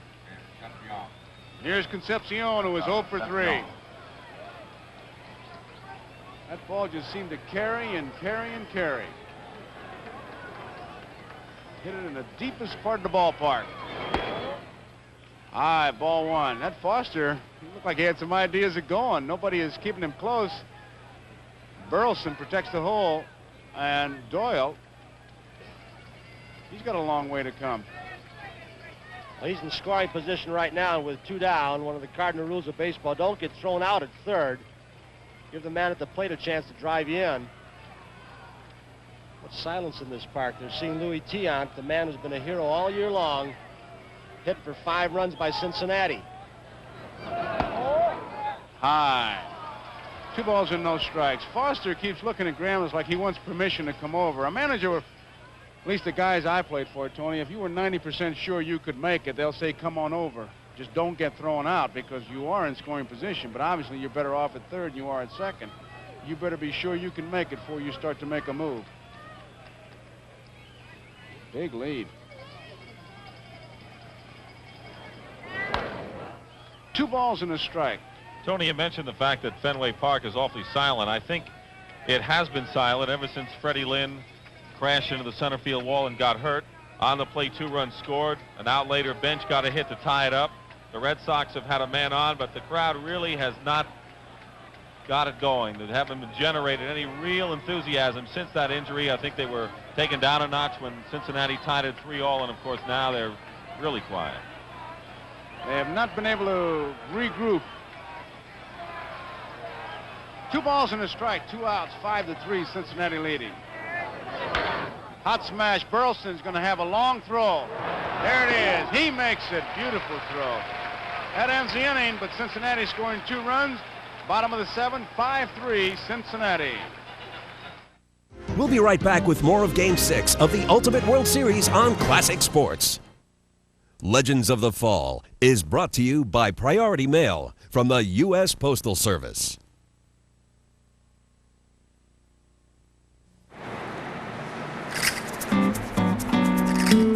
If I ran the post office, there'd be a way to send paperwork and merchandise overseas that gets attention. Something that says, open me. I'm important. But it's gotta save money, real money. And go to all my key markets. Plus it would have value, be reliable, and fast. Global Priority Mail. It's happening at your U.S. Postal Service. We deliver. What goes on inside the brain of a pitcher like John Smoltz? How does he tune out 50,000 screaming fanatics? How does he stay focused with a runner on first who does the 40 and 4-4 and a 342 hitter at the plate? You see, all Smoltz thinks about is this imaginary tunnel with a 2-inch leather target at the end. And there's only one sound that can break his concentration. Strike 3! It's challenging. That's what I love about it. I trust my instincts. It's different running your own business. My work is everything. It's pure adrenaline. Every decision comes down to you. It takes confidence. It gives me a sense of pride. It calls on resources you never knew you had. Like the Gold Corporate Card from American Express. Call now and apply right over the phone. Because control is in the details. You get quarterly reports by category. It simplifies bookkeeping. Small business savings like 3% off mobile gas, 10% off UPS overnight delivery, up to 15% off Hertz, and up to 25% off Hilton hotels. It adds up. And we put your company's name on the card because you are the company. I like what it says People about it. recognize it. It's the best card to have. Every day, more than 1 million small business owners rely on the corporate card. See how it can help you. It's hard to do business without it. Call 1-800-SUCCESS now. We'll take your application right over the phone. The Gold Corporate Card. Let American Express give your business the power to do more. You're watching the Ultimate World Series on Classic Sports. In the bottom of the 7th, Pedro Borbon retired the Red Sox in order. We now take you back to Fenway Park. It's the top of the 8th, and Cincinnati still leading 5-3. Top of the 8th inning, it'll be Cesar Geronimo to lead it off for the Cincinnati Reds. We may see a pitcher actually come to bat for the Reds tonight, Joe. Dick, I was just looking down there to see who was going to be there, and I saw Barbone. I had to double check there because that's really been what's been happening with the pinch hitters. Well hit, right field. That ball, if it's fair, she's gone. It is a fair ball. Home run for Geronimo. Geronimo, a fair ball, a home run right down that right field line, and it's a 6-3 ball game. That's his second home run of this series. And on the first pitch in the 8th inning, here comes Darrell Johnson. First pitch, Geronimo, a home run. And Cincinnati getting a little bit closer to a World's Championship as Darrell Johnson makes the call to his bullpen, a left-hander Moret. The Reds just 6 outs away. Their last World's Championship was in 1940. Tony, I gotta believe when Tiant walks off, the picture will say it all. No question. Here comes Moret, and there goes Tiant. But this is the story right here as far as the Red Sox are concerned. Standing ovation. Well-deserved for Louis Tiant. Well, there he is, Dick. What can you tell us about him? A very live fastball. Supported it this year with a good change of pace. Roger Moret has a lifetime Major League record of 41 victories and 18 defeats, and you don't find many pitchers with that kind of a winning percentage. A lot of people have criticized, it hasn't been a starting pitcher the last 2 seasons, but then mid-season becomes a starting pitcher. He does nothing but win for you. Very fine fastball, as we saw the other night when he struck out Merv Rettenmund right before Morgan got the game-winning hit, and balances out well with a let-up hit. First pitch to Bourbon is tapped foul. That's right, he came in that real tough situation, and he just came right at the Cincinnati Reds. He pitched to the 3rd of an inning in the 3rd game. The Red Sox fans are not going to get today what they came to see. Moret might hold him, but if Boston doesn't come back, it's going to be anticlimactic. They came to see Tiant, Red Sox fans, that is. Cincinnati fans have got to be a little thrilled right now. They may see a World's Championship, the first since 1940, brought back to Cincinnati. Barbone, strike 2. Moret threw the fastball right by him. 6-3, Cincinnati leading. We're in the top of the 8th. A home run by Geronimo is added to the lead. Bouncing ball. Whoops, takes a tricky hop. Cecil Cooper, nice play. That ball hit right at the edge of the grass and seemed to die. Good play by Cooper. Here's Cooper, hit the edge of the grass. Pitcher running, he knows he's got plenty of time. He takes it himself. Joe and Dick, we've seen and heard or been in ballparks where there have been eerie feelings. This is one of those times. Since Freddie Lynn hit the wall, and you mentioned it before, Dick, the crowd has just changed so completely. Of course, the Cincinnati runs had something to do with that, too, and a big hit by Griffey. There's a foul ball out of play. But even Tiant walking off the mound, although he had some people standing, wasn't as big an ovation as I thought I would hear for Louis Tiant, who's done so well. That's a good point, Tony. He did get a standing ovation, but perhaps not as loud and prolonged as you might expect under that circumstance. I think the fans are still thinking of Lynn and thinking of the runs and the fact that their club is losing. Let's face it. It's 6-3 and we're in the 8th inning. The time is running out. Sand is moving down that hourglass in a hurry for him. 1-1 to count on Pete Rose. Here's that let-up. Right back to Moret. Big high change of pace. Rose is out. There it was. You get the feeling that when Lynn hit the wall, the crowd, as a group, lost their breath and just never regained it. You see, they're used to seeing Fred Lynn crash against walls, make diving catches, jump over other outfielders. Never this season has he gotten hurt.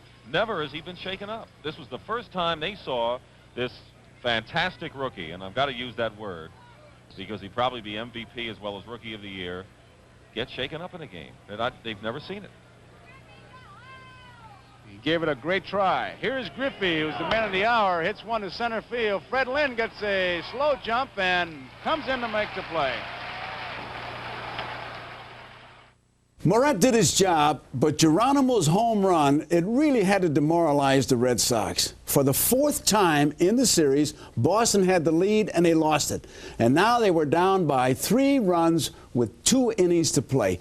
Gary, am I being too hard by saying it demoralized him? That had to take the air right out of your balloon. Well, it really did, especially since Geronimo only had 6 home runs during the course of the season.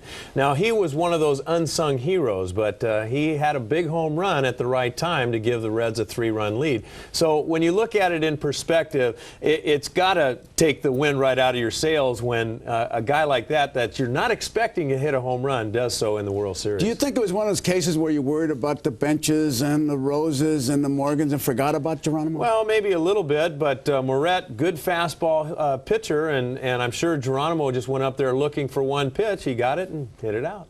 Ain't that the truth? When we return, the drama continues, this time from an unlikely source, when the Red Sox come to bat in the bottom of the 8th. You're watching Game 6 of the Ultimate World Series on Classic Sports. The air is electric. The chase is on. Every game is do or die. Every play a critical step toward glory. It's a home run! Dan just homered off the top of the wall! The Braves win! Now from Major League Baseball Home Video comes the most coveted collection of baseball classics from the most electrifying time of the year. The greatest pennant races. The greatest league championships. And the greatest World Series moments, all in one spectacular 3-tape collection. There it goes, a long drive. If it stays fair, home run. Call today and you'll get the most thrilling down-to-the-wire finishes of all time in baseball's greatest pennant races. Plus, relive the most exciting pressure-packed battles for league supremacy in the greatest league championship series. Art Littell delivers high drive into right center field. That's gone. It is gone. And there's more. Order today and you'll also get the most memorable events in the history of the game, including the most unforgettable moments from the World Series in baseball's greatest moments. I love them. This is the only place to be. In the Fall Classic! It's the video collection that every baseball fan has dreamed of owning. Line drive to the base hit! Breed to the plate! And he is safe! Safe at the plate! The Braves go to the World Series! And now it can all be yours with just one call. Here's how to get yours today. To order your baseball video collection, just call this toll-free number right now. You'll receive all 3 of these classic videos of $45 value for only $29.95. This is not a club. There is no additional purchase. So call and order your baseball video collection now. We now return to Game 6 of the Ultimate World Series on Classic Sports. Bottom of the 8th. Bourbon against Lynn. Off his leg, Bourbon challenging it, but he can't make a play. Lynn, a single. Tremendous effort by Bourbon. And you saw Bench jump out from behind home plate. Right off the leg. Watch Bench jump out, yelling to Bourbon not to throw the ball. Hold it. Don't throw it away. Don't let that man get in scoring position. That man behind the plate is always stinky. He'd have grabbed him if he'd tried to throw it. Rico Petrocelli coming up right here, and of course he's going to have to make a decision after this World Series is over, whether it ends today or tomorrow. Will he continue? That's a big issue as far as the Red Sox and of course Petrocelli personally is concerned, as Bourbon takes a few warm-up tosses. He's had a fine career here in Boston, Rico has, and that's going to be a pretty big decision for him, and this could, if the Reds go on and win, be his last at-bat. The middle ear problem that he's had. Bourbon against Rico Petrocelli, 6-3. Cincinnati leading. Didn't mean to swing. It is foul. Just want to point out, as you did, Tony, on Bench, telling Bourbon not to throw. That's the difference between a take charge guy and a holler guy. The holler guy, to me, is the guy who's always hollering a number of outs, and all you got to do is look at the scoreboard. And then comes a play where you have to make a decision. He gets lockjaw. Bench, he just told Bourbon, hold it, don't throw it away, keep that double play in order. He has shown a kind of agility behind home plate in this series that you rarely have ever seen. 1 ball and 1 strike. Bourbon gives up his first hit. Cincinnati bullpen has come out and they've done a job so far. Out of play. 1 ball, 2 strikes. There you see Raleigh Eastwick, McEnany. They've used 1, 2, 3, 4, 5 pitchers and still have those 2 young fellas, and Gullett well rested. 2 balls and 2 strikes. It's been kind of a sore spot with Sparky Anderson, Joe and Dick, when people have said down through the years that the ball club cannot win the big ones. He has gotten very irritated with those statements by a lot of people. I don't blame him, because, Tony, you played on championship clubs. I know, Joe, you did. To get there, you've had to win a lot of big ones. It's been a well-managed series in both dugouts, Sparky Anderson and Darrell Johnson. Now it's a 3-2 pitch. That's out of play. Good fastball. Petrocelli tried to check his swing. 6-3, Cincinnati leading. Bottom of the 8th. Fred Lynn is on at first base.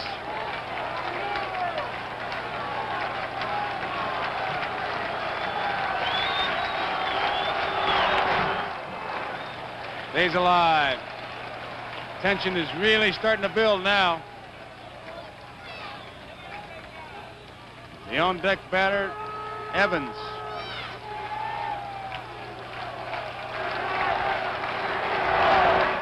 High. Corbone walks him. High run at the plate right now. Evans, who's been a big hitter for Boston, is coming to the plate. Here comes Sparky.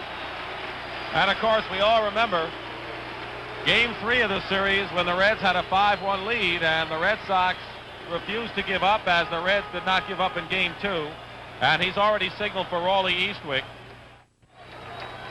1 more pitch for Eastwick. There you see the situation. Lynn is on second. Petrocelli is on first.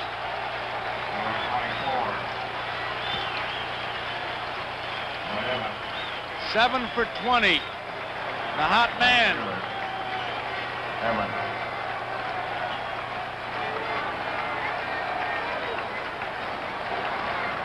Eastwick, good fastball.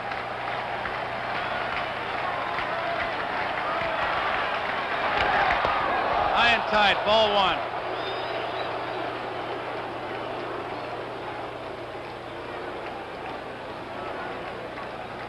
One ball, no strikes, nobody out. He was going for it. 1-1 the count on Evans.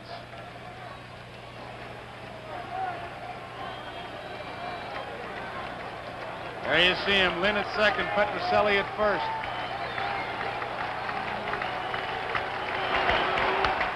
Foul ball out of play. 1 ball, 2 strikes. Raleigh Eastwick. What a job he has done for Sparky Anderson this year.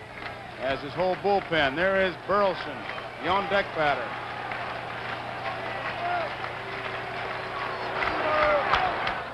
Coming straight back, it'll be out of play.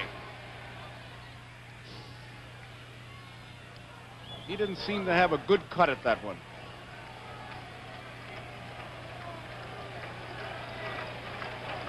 Six to 3, Cincinnati leading. We're in the bottom of the 8th. Tying run is at the plate.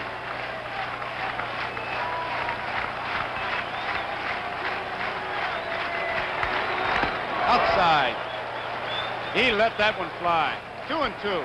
He's just come in and thrown smoke so far. He hasn't worried about nibbling on outside corners. He's come inside a couple of times to Evans. Cincinnati bench.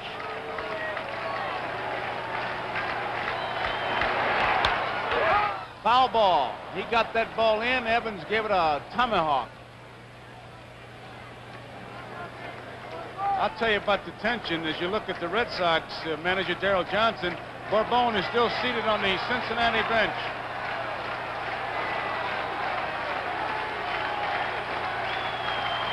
Two-two pitch.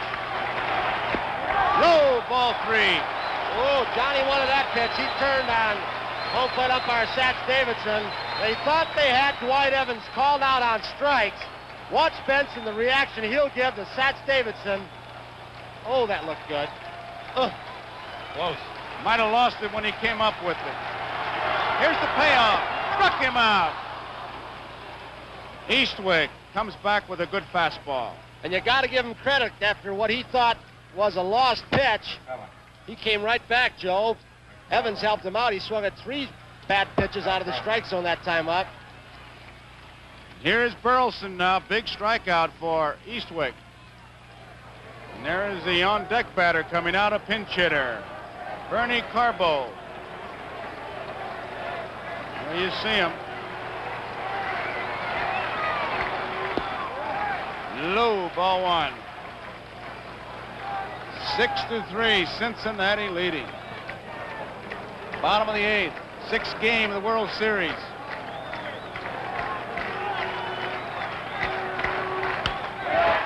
Left field, Foster is there. Makes the play. 2 outs.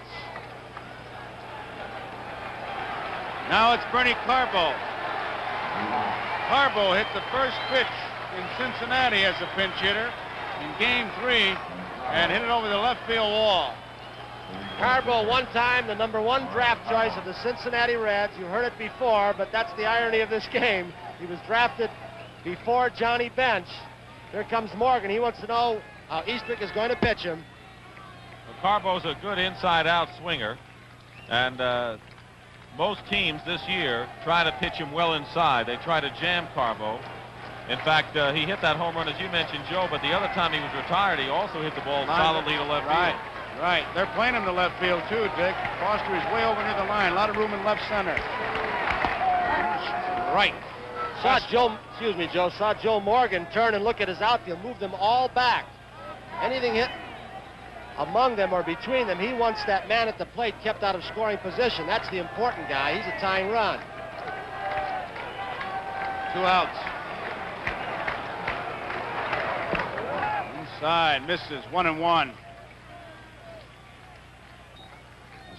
Single by Lynn opened the 8th inning. A walk to Petrocelli. Sparky Anderson went to his bullpen again. Eastwick got Evans on strikes and Burleson on a fly ball. 1-1 count on Bernie Carbo. Ball 2. Trying to keep that ball inside. Lynn at second. Petrocelli's at first.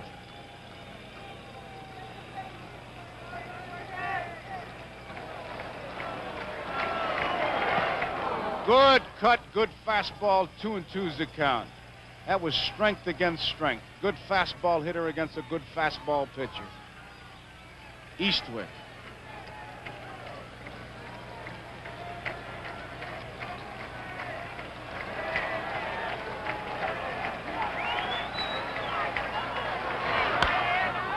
Out of play. That was the one, Joe. It was a little bit out over the plate. Carbo a little bit late on the swing. He's had his cuts. Bernie Carbo, a pinch hitter.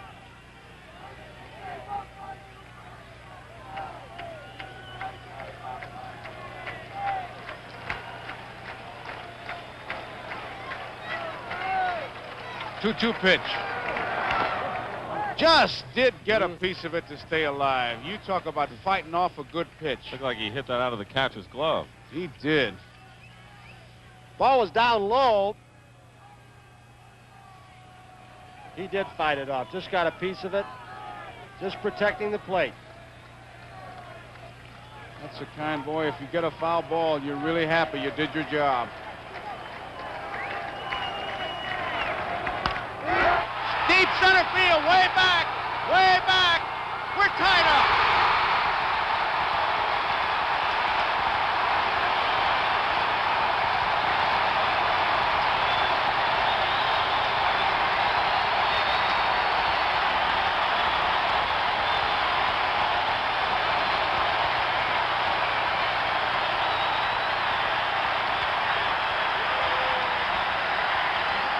Well, the fans have come alive again, Tony, Joe. They are alive. Another unlikely source. When he hit that home run, I thought about now he's in the same category. The way this thing turns out, the same category, say, Hal Smith in '60 when Mazeroski wins a game, this home run. This whole series, Gary, has turned into a classic. You could just feel it. Well, yeah, but I know of another classic that it reminds me of, and that's in 1986, where we were 2 outs, bottom of the 10th inning, and we rallied, came back, and then the infamous ball through Bill Buckner's legs, and we won Game 6. So it was pretty Okay, I'm similar. going to give you that was a classic, but let's take another look at this one because Carbo comes up as a pinch hitter. Okay. All right. Now, there's the swing, the second one. He was guessing something. Yeah, he was guessing, I think, fastball, and it was a little cutter down and in, and he keeps himself alive. A 2-2 pitch, and it almost looks like he strikes out, but he just checks his swing and fouls it off. He took it right out of Johnny Bench's glove. In fact, Bench, I think, is talking to the umpire and saying, did you see that swing? They don't swing like that in Little League. No. But he stayed alive. Yes, he stayed alive. And then the next pitch, well, here it is. Dead center field. Dead center field. Yeah, Carbo got all of it, and it was a fastball that he left out over the plate. And you talk about the fans at Fenway Park going crazy. Look at them. And that ties it up right there. Well, the whole thing, I mean, tying it up, looked like they couldn't hold the lead. Now he ties it, he gives them a chance, and there's all kinds of excitement there. And the fans, what else can you do but go bananas? Exactly. I mean, it was a tremendous moment for Bernie Carbo and also Red Sox fans. It really was a good piece of hitting when you stop to think how he fought off that foul ball. Absolutely. Not many hitters could do that. Well, Bernie Carbo earned the right to stay in the game, and I guess so. In the 9th, he went to left field. Yastrzemski moved to first. Dick Drago took the mound, retiring Morgan, Bench, and Perez in order. Now, when we come back, it's the bottom of the 9th. The score's tied at 6, and it's Boston's turn to win the game. Oh, yeah, Joe, by the way, great call on the home run. Deep center field, way back, way back. We're tied up.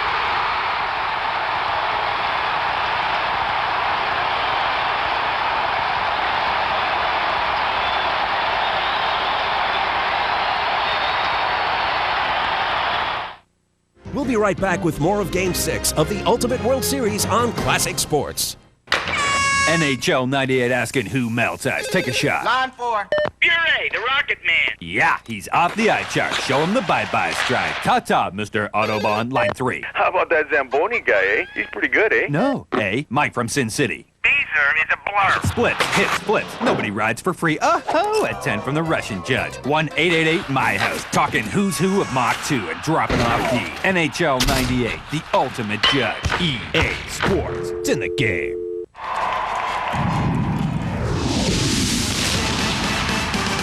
Everybody plays at the College Football Hall of Fame. Enjoy the sights and sounds of the game. Test your skills in the training center. Encounter the heroes and the history of college football. Whether you're a die-hard fan or a casual spectator, there's something for everyone at the College Football Hall of Fame. Open 7 days a week in South Bend, Indiana. And be sure to visit the Hall of Fame on the web. Stars. They shine. They shimmer. And boy, can they shoot! Classic Sports Network presents Phi Beta Classics, the most exciting college basketball games in history with the biggest stars of the game. Jordan, Ewing, Wilkins, Drexler. Puts it up. So watch some stellar hoop action as North Carolina takes on Georgia, Saturday at 7:15 Eastern, only on Classic Sports Network. You're watching the Ultimate World Series on Classic Sports. But he doesn't have many more. High, ball 1.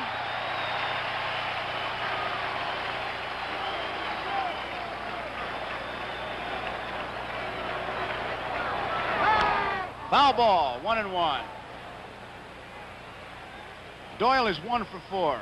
He bounced out Perez to the pitcher, doubled to right in the 3rd, bounced out Morgan the 1st, and popped to the shortstop in the 7th. There's 7 base hits in the series. High. 2-1.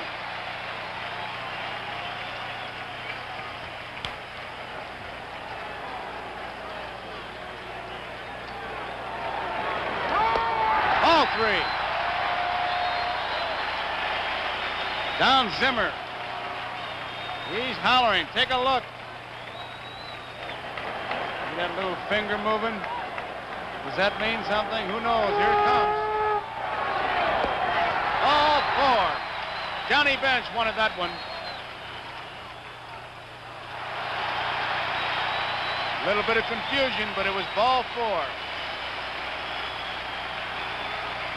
Now what do you do, Dick? Well, Joe, man on first, nobody out. You want to get him to second. However, Carl Yastrzemski, I believe, has not sacrificed at all in 1975.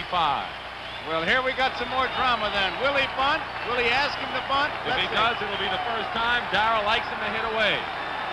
So this will be interesting. Here it comes. He squares around. Fouls it off. He's got to get a run. Yastrzemski, 7 for 22 in the series. Has not bunted all year, says Dick Stockton, who broadcasts the Red Sox games. He's beaten out some on a drag bunt situation, but nothing in a sacrifice. Foul ball as he switched off. Strike 2. Doyle returns to first. You can see the determination, the tension as you look at Yastrzemski. Eastwick. Bottom of the 9th.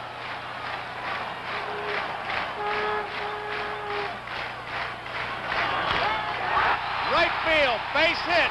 Griffey up with it. Doyle heads for third. He's there.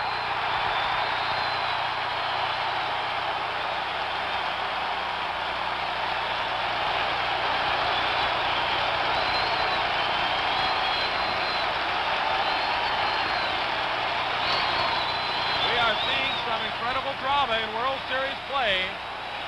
We talk about these Reds as Sparky Anderson comes out of the dugout. The Red Sox refusing to give up. Now in a very enviable position of having runners at first and third, nobody out in the bottom of the 9th inning. Fly ball, and of course I'm sure we will see the infield and outfield drawn in, just as the Red Sox had the same situation as McEnany gets the call in Cincinnati. Fifth the batter, and they're going to walk him.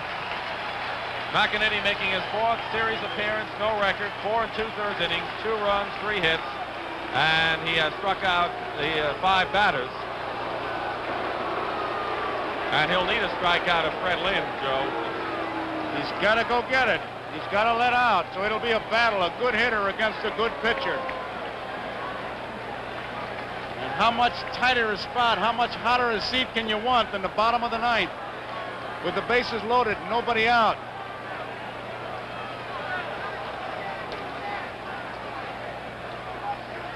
And there goes Carlton Fisk to first.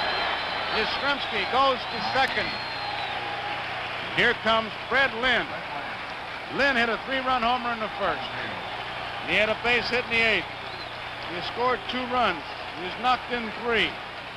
Griffey and Geronimo are shallow. The left fielder, Foster, moves over to the line. He's not quite as shallow as the other 2 outfielders. The infield is in as well. It's all right here, Joe. Here it is. High fly ball, left field. Foster's got a shot. They're tagging up at third. Here comes the throw. It is in time. Doyle is out. Foster to bench. A double play. Here is the throw. Foster made the catch in foul territory. He needed a perfect throw to keep the Reds from losing this game, and it was. And Bench make the swipe tag.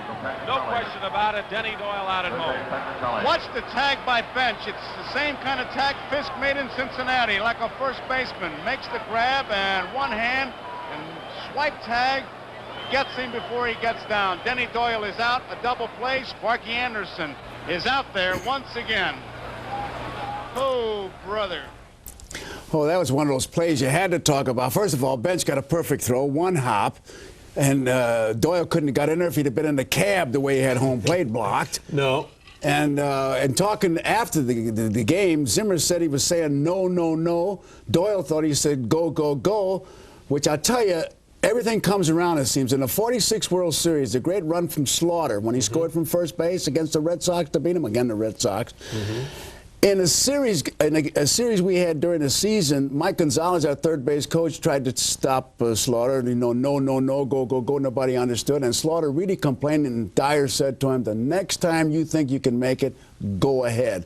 You can't hear a coach holler, no, or go. No, not really with the crowd yelling and screaming like that, and especially on a ball that's hit down the left field line that turned out to be foul, and George Foster is kind of tucked back in that corner. So really it's the runner that has to use his own judgment a little bit too. Yes, you can get a little bit of help from your third base coach, but ultimately that's an instinctive play that the base runner has to know whether or not you can make it or not. You think Doyle had made up his mind that he was able to make it with Foster throwing? I kind of think so, because Foster was never known for his defensive prowess, and it just turned out that he made a good throw, one-hop Johnny Bench, and Johnny made a great tag on Doyle. But he wasn't that deep.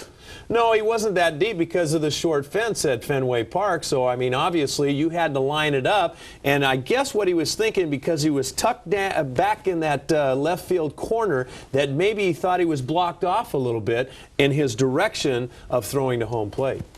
How about Fisk now? He's going to come up. There's first and third. Do you even think, now we're second guessing, I know, but do you even think about walking him, loading the bases, setting up a strikeout, double play, get out of the inning? Well, not modern day, they would not do that. Maybe back then, that was what Sparky was kind of thinking. Back, man. I know it's 75. I know it is. We're talking 22 years ago, though, now. And one bounce still wasn't out, you know.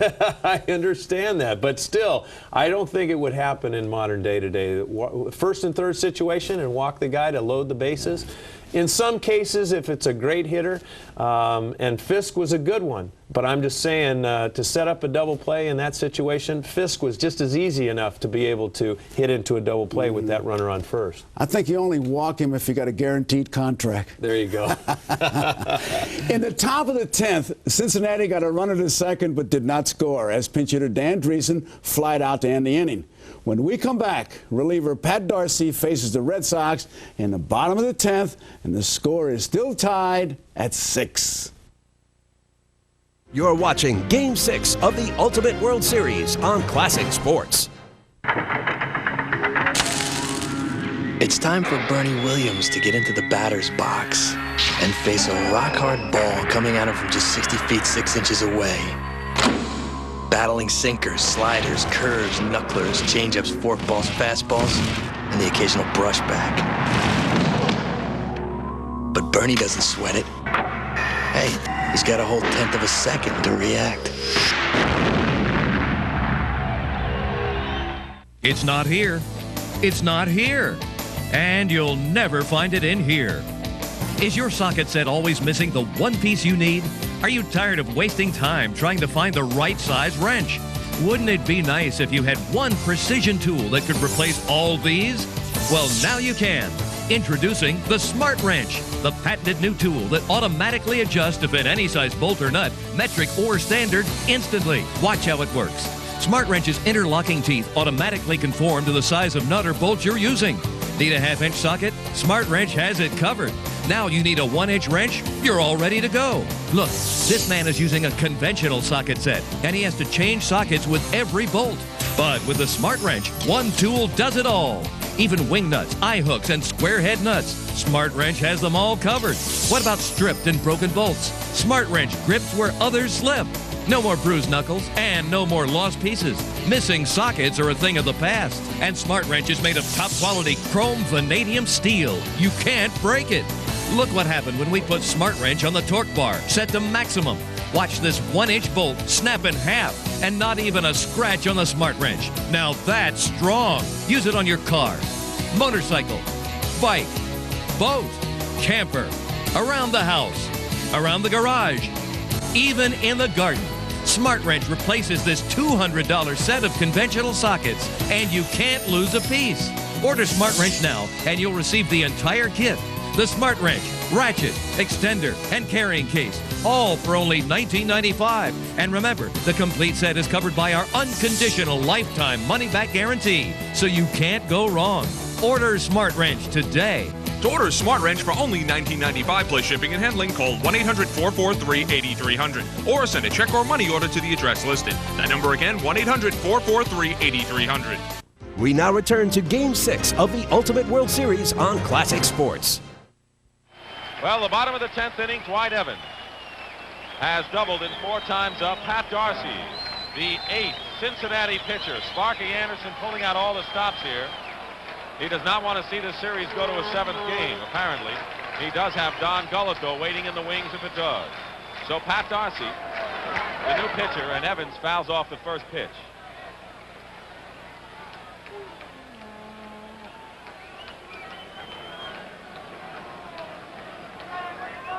Evans batting .333 in this World Series. Has 4 runs batted in, a homer, a double, and a triple. Missed the fastball, 2 strikes.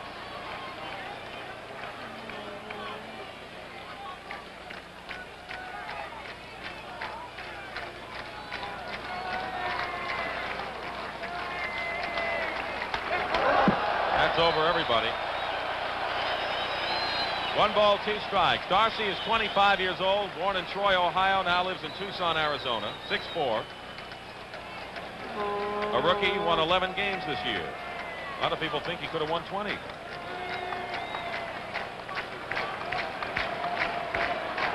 That's low. 2-2 to Evans. He'll be followed by Rick Burleson and Bernie Carbo. Rick Wise, who was the biggest winner for the Red Sox with 19 triumphs in the bullpen. And off the glove, Darcy hurries and just makes it in time to nip Evans. 1 out in the 10th inning.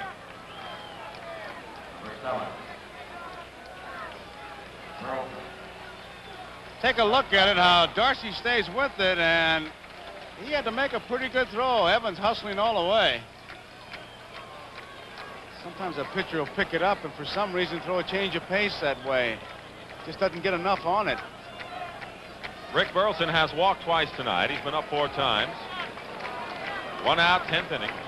6-6 game. Ball 1. Red Sox got 3 in the first on Fred Lynn's 3-run homer, and there's Bernie Carbo, who tied it with a 3-run homer in the 8th in a pinch hitting role. In between, the Reds got 3 in the 5th, 2 in the 7th, a run in the 8th. There's a strike to Burleson, 1-1.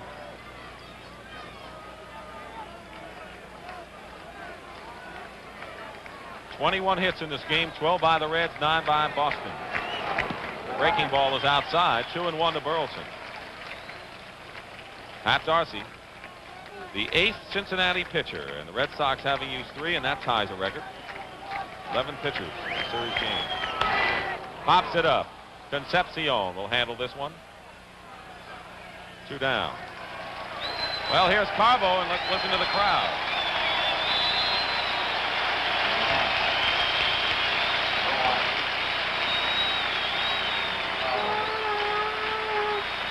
Johnny Bench is going out to talk to Darcy.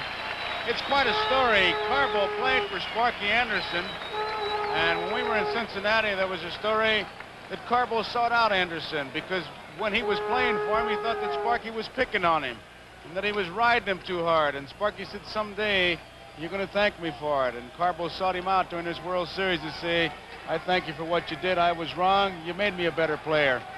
And tonight, it really comes home. Tied Chuck Esesian's record, 2 pinch hit homers in a series.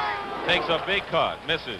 2 down, nobody on, last of the 10th inning. Looking ahead to the Cincinnati 11th, it'll be the top of the order, Rose, Griffey, and Morgan against Dick Drago. Strike 1 to Carbo. Took something off that pitch, 0-2.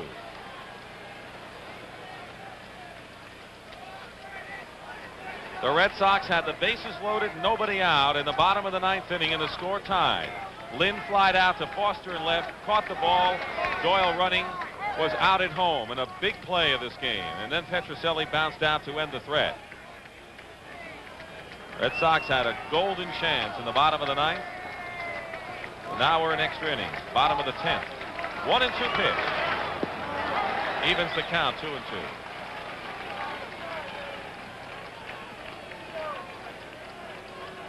On deck, the pitcher, Dick Drago.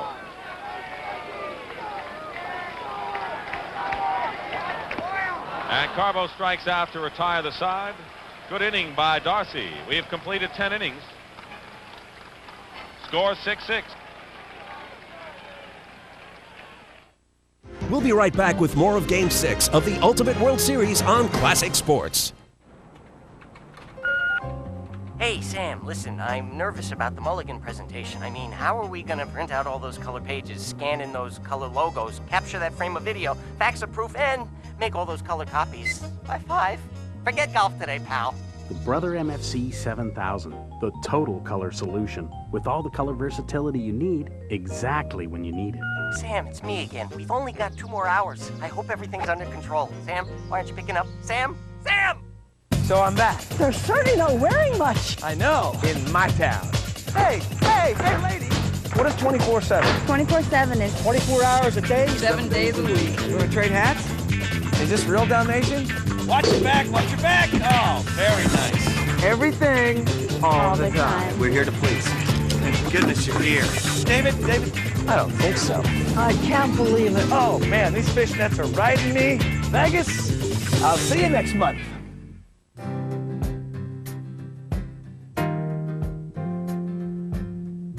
We were more or less more interested, I believe, the players on our club in keeping the streak alive than Lou was. And I might have been given a bad break, but I've got an awful lot to live for. I saw that day, if you talk about sadness in any gathering, that's the day I saw photographers cry. We're all out there on the field, and the fans, an ovation like I've never heard in my life before or since. It's the greatest thing I've ever seen in my life, believe me. Today, I consider myself the luckiest man on the face of the earth.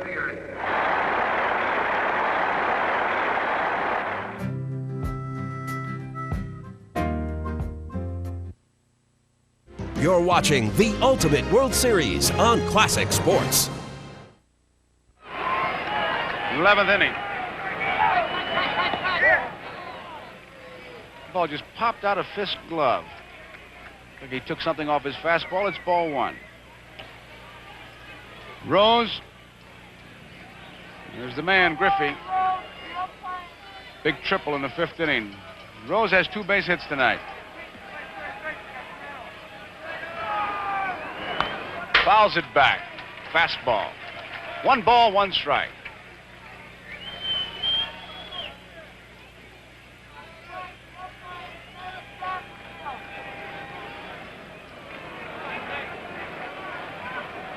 Rose.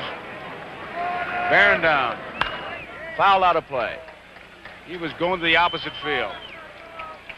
1 ball and 2 strikes. Well, we know that Gullett would be the pitcher for Game 7, should there be a Game 7, as it is for Cincinnati, and Lee would be the pitcher for the Red Sox. Both clubs would be ready. And the way this one's going, maybe with only 30 minutes rest. Did it hit him? It hit him. It hit him.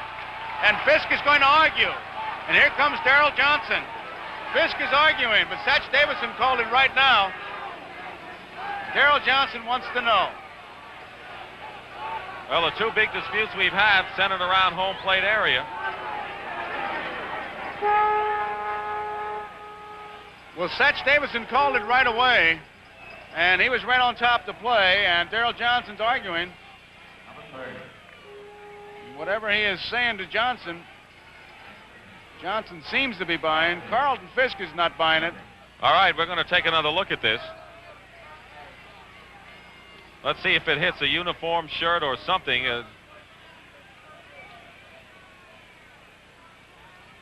Must have been the shirt. If it hit the shirt, it hit one of those strings that was dangling. I couldn't see it, I'll tell you the truth. We didn't see any change of direction of that ball at all as it went past him.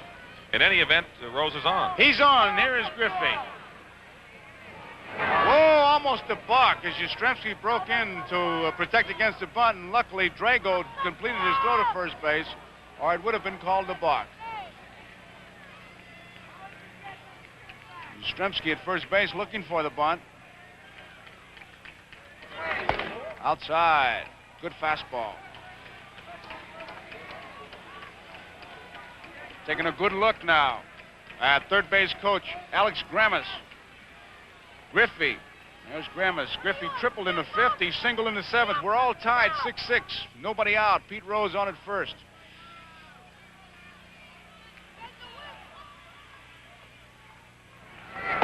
High. Ball two. 2 balls and no strikes. Once again, Griffey takes a look. Managers have been known to switch when that batter gets ahead. 2 balls and no strikes. I tell you, those infielders hate to see that. Come charging in, have a big guy swing that bat, boy. That's no man's land. Bunted in front of the plate. Fisk is going to go to second. The throw is in time. Fine throw by Carlton Fisk. Gets Pete Rose, who was head first sliding into second. A lot of people have talked about 2 of the fine catches in baseball in this series. We've seen Johnny Bench's arm. Take a look at Carlton Fisk. A bullet to second and a big play, getting the lead runner, Pete Rose.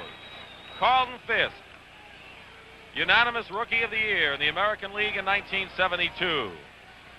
Example of his arm, huh? He picked that ball up with the bare hand, which is always a tough play. Set himself and threw a strike to Burleson in time to get Pete Rose, so there's 1 away. Here is Joe Morgan, 5 for 22. He singled and scored in the 7th inning. Griffey, good speed, is on at first base. Drago will be checking him. And there he is.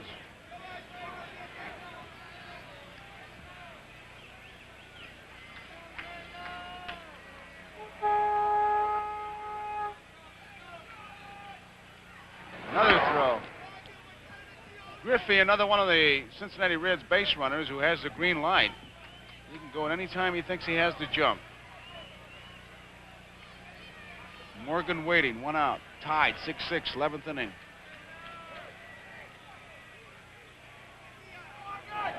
Outside. Ball 1. Morgan. He gives the coach plenty of chances to go through signs, which is a good idea. If nothing else, he wants to know if Griffey is running, if he's got the green light, if he's got the no steal sign on. Some managers will give you a don't steal.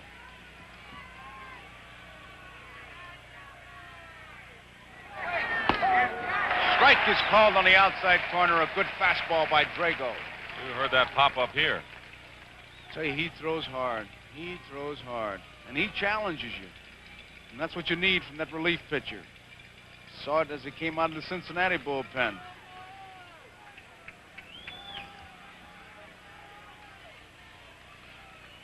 That's Griffey.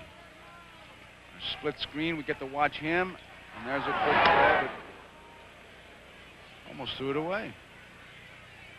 Now Morgan wants to talk to Grammas. He wants to make sure. It could be any number of things. It could be a play on, and it could also be the other side of the coin where he says to Grammas, look, flash a sign to tell him to stay there, put a rope on him and tie him to the bag because I want to hit, and it's just distracting me. Hitters have been known to do that.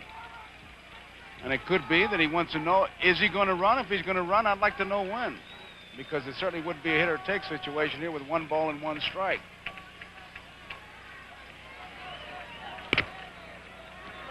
Morgan, the kind of a guy you could do a lot of things with.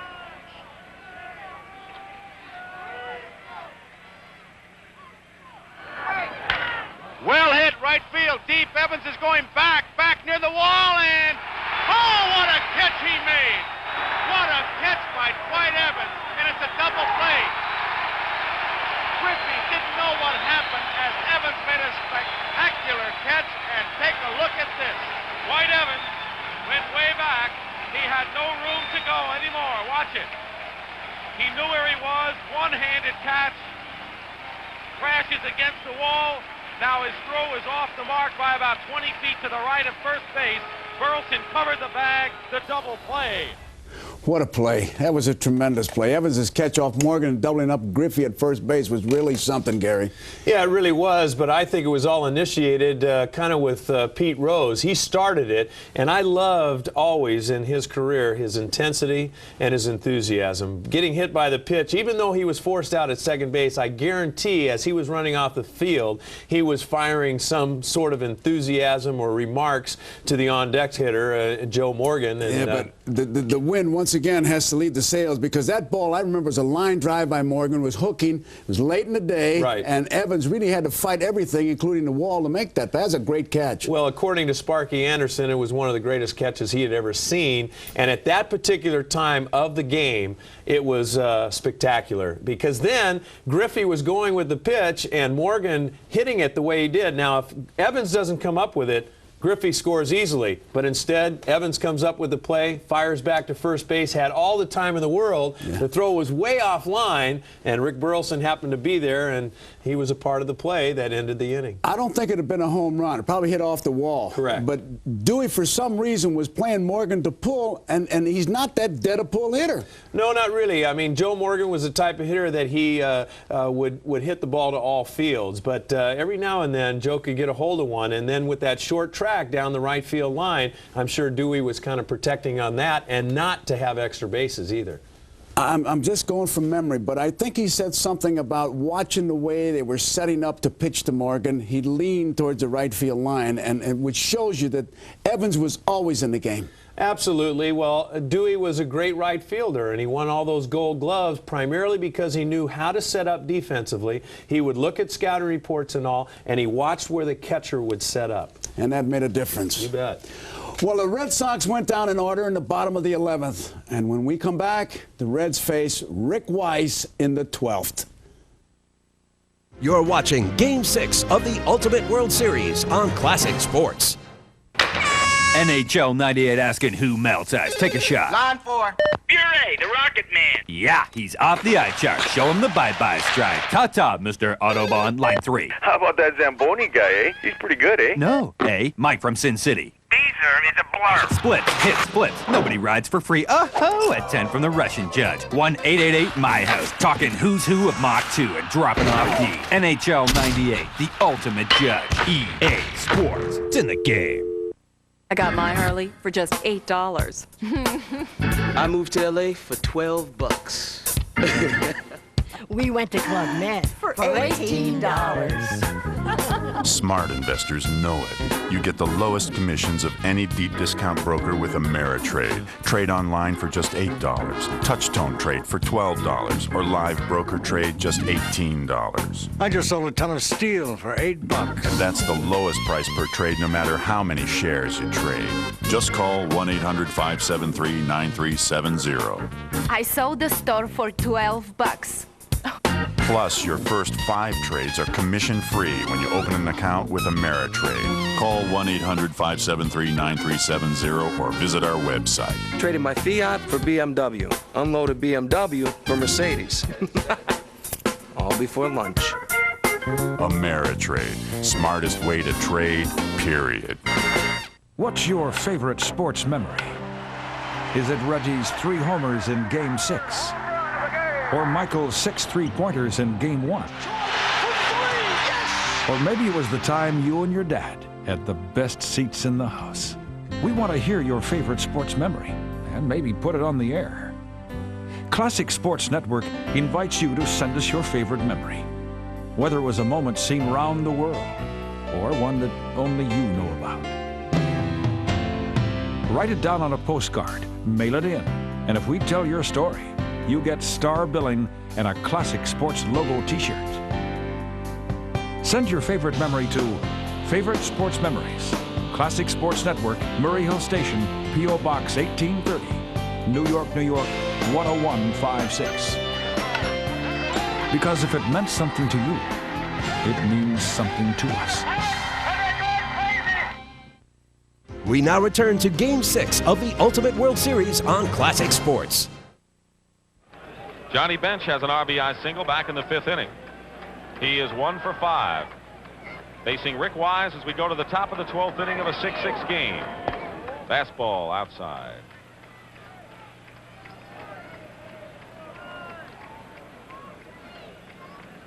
They play Bench as a pull hitter. Popped up to the right side. Fisk going after it, and Pudge makes the catch and sits down. Fisk has made some fine plays and some fine attempts. That is always a tougher play than it looks. It gets above the stands. Now, he's got that thing. He's got his sights on it. It looks like it's going in the stands, and now she starts to spin back and obviously loses his balance, and down he goes. But he was zeroed in on it. That's a tough play. I tell you, I appreciate it, I guess, more than most people, because I could never make the play. That's why. If you can't do it, you appreciate somebody who can. Tony Perez has a single and 5 trips to the plate. Takes low for ball 1. When Wise has his good live fastball, you'll see the ball popping off of the bats and being popped up to the right side. And Wise, near no-hitter this year, had a no-hitter with 2 out in the 9th inning in Milwaukee. That's all we saw. Brewers were just popping it up to the right side. There's a called strike, 1-1. George Scott said the ball just exploded off of the bat as it came in there. Well, that was Rick Wise at his best.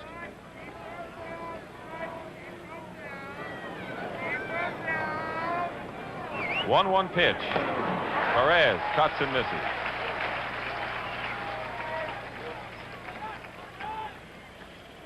Carlton checking that mask, and you can see him kind of give it a yawn, because that hit him flush, and when you get hit flush like that, you feel like 2 or 3 of your fillings have dropped out. It comes right off the bat, right into your mask. There's nothing you can do. Now watch it. Right into it. Doesn't give you a headache, but it gives you the feeling like you had your head inside a bell and somebody hit it with a hammer.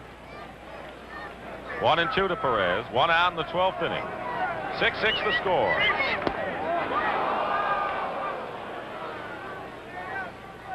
Two balls, 2 strikes.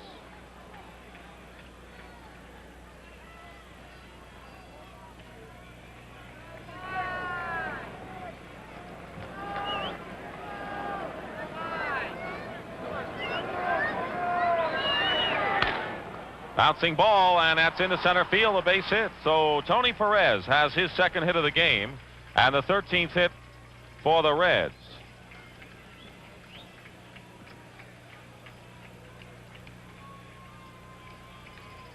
They will bring up George Foster, who doubled home a pair of runs in the 7th inning to break a 3-3 tie. Geronimo homered in the 8th to make it 6-3, but then Bernie Carbo lasted a 3-run pinch homer into the center field bleachers in the 8th inning.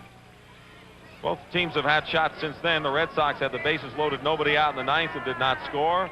And the Reds had a runner on, and Evans made a fine play, doubling off Griffey. We've had everything, as Joe has mentioned. 1 out. There's a strike on the corner.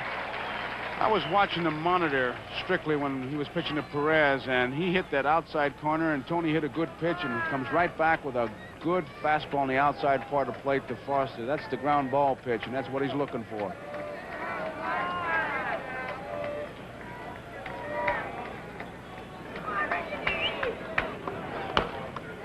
He fouls it off to the on-deck circle, and Wise is ahead of Foster, 2 strikes. And as you see, Rick does not like the ball he's been handed. Concepcion is the on-deck batter for Cincinnati. Well, in Game 2, the Reds got 2 in the 9th inning to win 3-2. In Game 3, in 10 innings, they won 6-5. Red Sox won Game 4 5-4. This is a 6-6 game.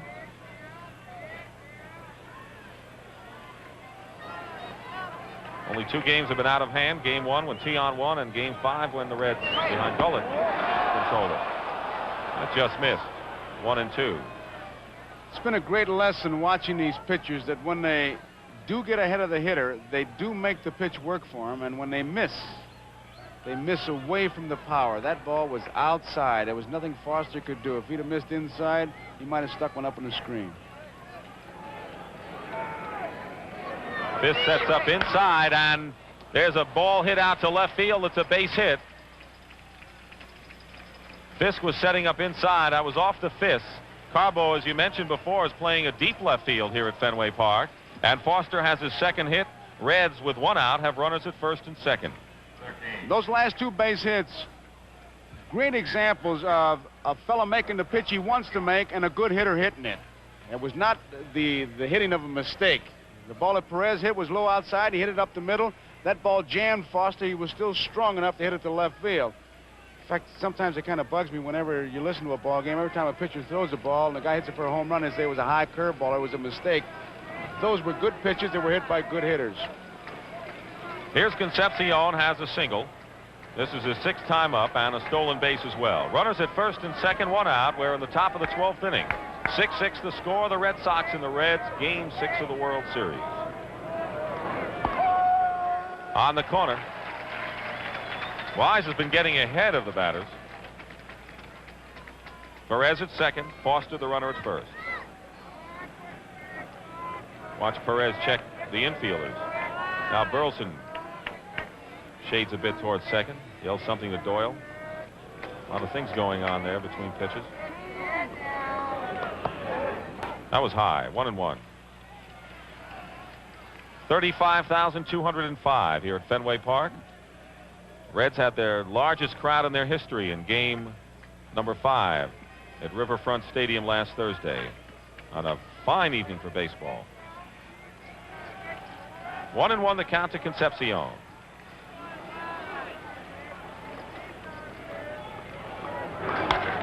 Out to right field. Evans going back. He makes the catch. The runners went halfway and they go back to their respective bases, 2 down. Perez to second, Foster to first. George Scherger, the coach there. Here's Geronimo.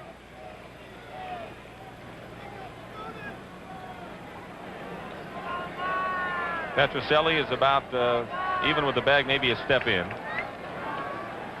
Rest of the infield playing back and shaded to the right against Geronimo. Ball 1. We do have activity in the Reds bullpen.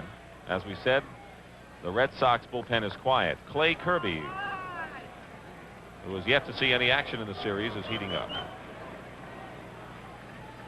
All right, only Don Gullett and Kirby, the only pitchers remaining. Foul back on the screen. 1-1. Well, Sparky said he was going to use them all if need be. And he has done it. Looking ahead to the Red Sox 12th, it'll be Carlton Fisk, Fred Lynn, and Rico Petrocelli. Pat Darcy's done a fine job in relief.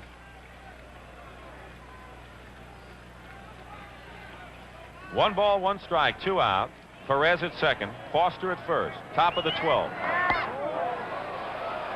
Close, no good. 2-1. Crowd thought he had it. Well, here's that thing we were talking about before, Dick, that Wise is going to make him hit the pitch he wants him to hit.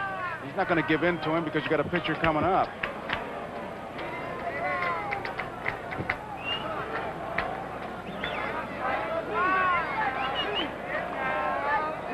Here's the 2-1. Cuts and misses. That's a Rick Wise fastball at its best, and the count is 2-2.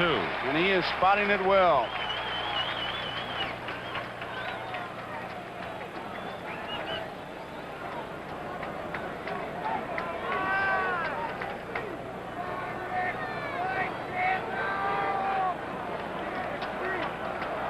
Aren't many players left on the Cincinnati squad to use. See, Doug Flynn is one. Rettenmund. Plummer. In there, called strike 3, right down the pipe, and Wise strikes out Geronimo. There were 2 hits. The Reds lead 2. We go to the bottom of the 12th of a 6-6 game. We'll be right back with more of Game 6 of the Ultimate World Series on Classic Sports. Classic Sports Network presents This Day in Classic Sports, October 24th, 1992. Canadian invasion after this. Being a catcher's no walk in the park. Take Mike Piazza. This guy's a human target for a flamethrower who can reach speeds up to 100 miles an hour. Even foul tips to the mask go with the territory. And he's got to call pitches, handle pickoffs, pitch-outs, and pop-ups. Not to mention human freight trains hurtling toward him. Spikes first. Try telling Mike Piazza Baseball isn't a contact sport.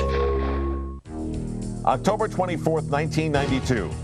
Dave Winfield's 11th inning double leads the Toronto Blue Jays to a 4-3 win and a 6-game World Series victory over Atlanta.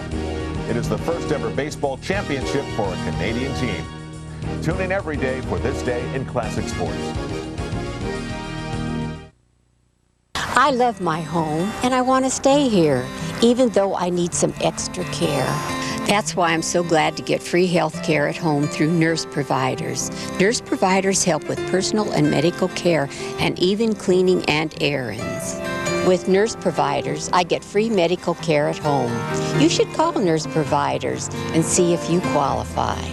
Call Nurse Providers at 1-800-500-NURSE. This has been a public service announcement from Nurse Providers and this station.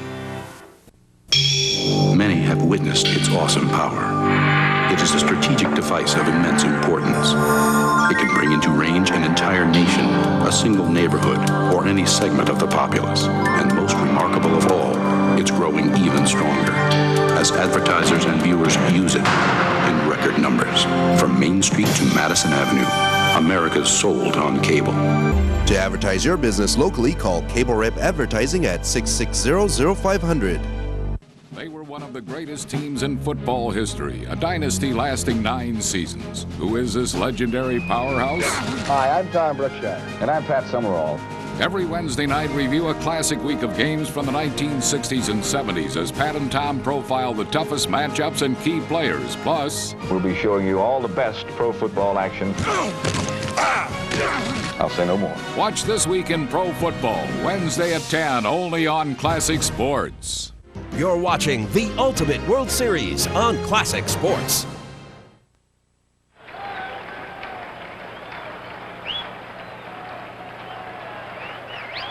Six runs, 14 hits, no errors for Cincinnati. 6 runs, 9 hits, 1 error for Boston. And Fisk will lead it off, has a single and has walked twice. Has been on base 3 times. Actually was safe on a 4th play. Has been retired once tonight on a bouncing ball to short in the 7th. Here's Fisk.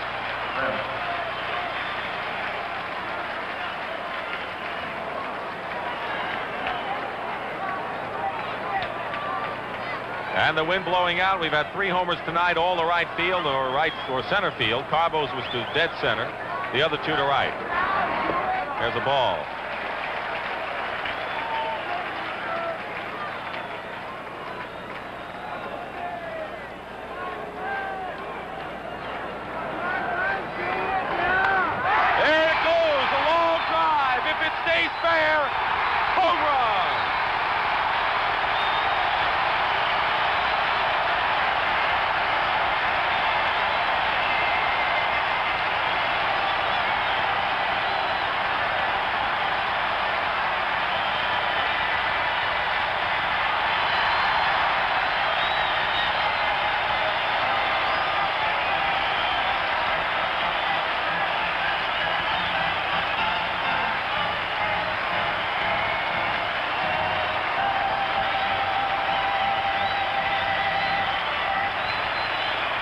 We will have a 7th game in this 1975 World Series. Carlton Fisk becomes the first player in the series to hit one over the wall into the net. Red Sox win it 7-6 in 12 innings. And Carlton Fisk had a lot of little boy in him right there, Joe. He took one step, knew it was going to be close, he knew it was gone, and it was dancing in the streets all the way around. Johnny Pesky meets him at first base, and he is dancing as he gets his second base. It came very close to hitting that foul pole. We'll see how close. There it is. Pick it up as it comes, and there it is. It did hit it, and Foster did come up with the ball, so there will be a 7th game here tomorrow night. All right, you can hear the cheers. It's for the man to my left, Pudge Fisk. And Carlton, this has been a dramatic World Series. The 6th game, topped off by your home run. It's some fantastic feeling for you, I'm sure. Well, not only the home run itself, it probably had to be one of the best played, not only World Series game, but the best played game that has been seen in a long time. We were down 6-3, and of course Bernie Carbo picked us up, had a great effort from everybody on our pitching staff.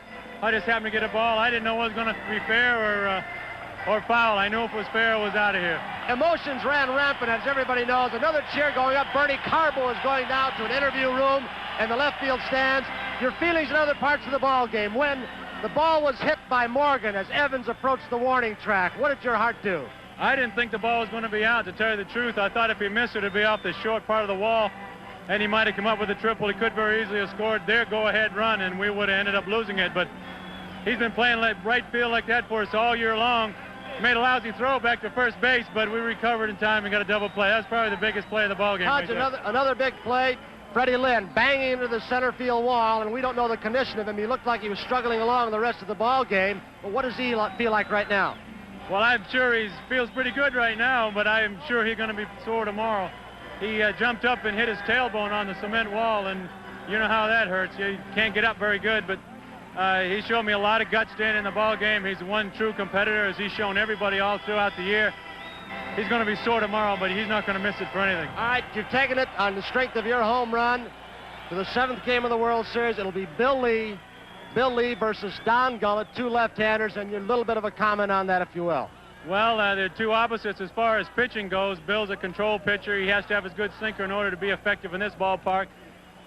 Don Gullett's a hard thrower, as like a Vita Blue, maybe. His ball might be a little too straight in this ballpark. I didn't think he threw too well his first game in here. Maybe the wall had an advantage for us with him throwing.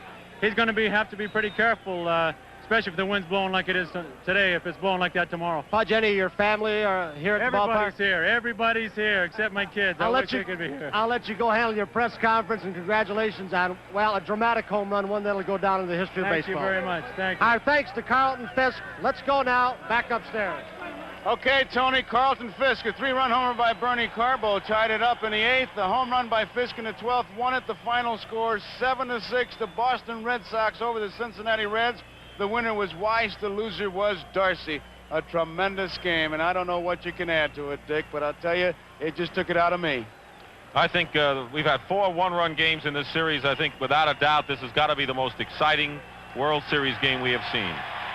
That it has been. Final score once again, Boston 7, Cincinnati 6. This is Joe Garagiola for Dick Stockton and Tony Kobeck saying goodbye. Well, he was man of the century. Everybody wanted to do interviews with him. And one of the things I remember, they were screaming in my ear, get off, get off, get off, go to commercial. It was like I was at a birthday party and they want me to go home before they cut the cake, for crying out loud. I wanted to stay there. Sure. What a dramatic home run that was, Gary. Probably one of the most dramatic home runs hit ever, and especially in World Series competition. But you want to put a monetary value on that? How about the ball that goes through Bill Buckner's legs? Charlie Sheen paid $92,500 for the ball that went through the legs of Bill Buckner. So what's that home run worth that Carlton Fisk kept trying to waive fair? Wonder who's got it.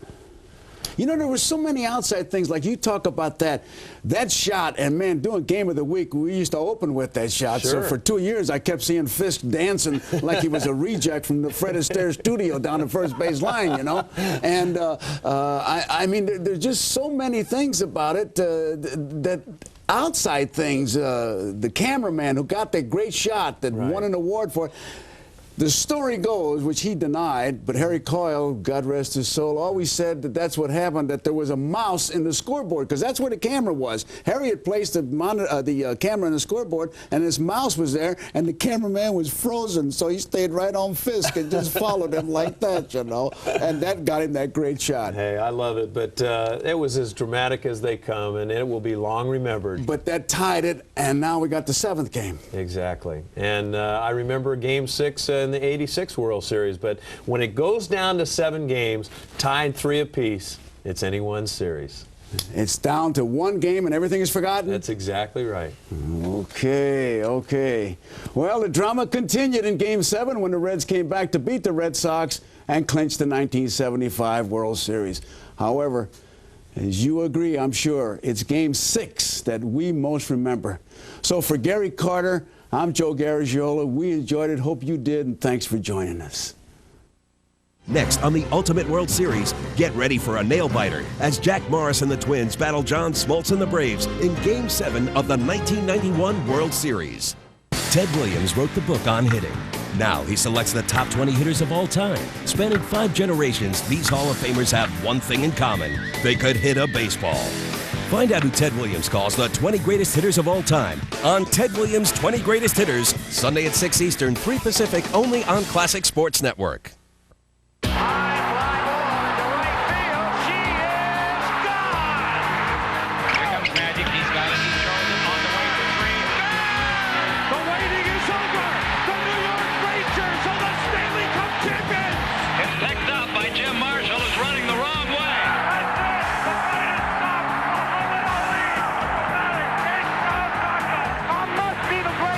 Classic Sports Network, the greatest new network in the history of sports. Drop in as Broadway Joe and Dick Schapp rap with the stars. You make a pass and it's all over. The Joe Namath Show, Wednesdays at 8 p.m. Eastern and Pacific. Tune in and turn on, only on Classic Sports.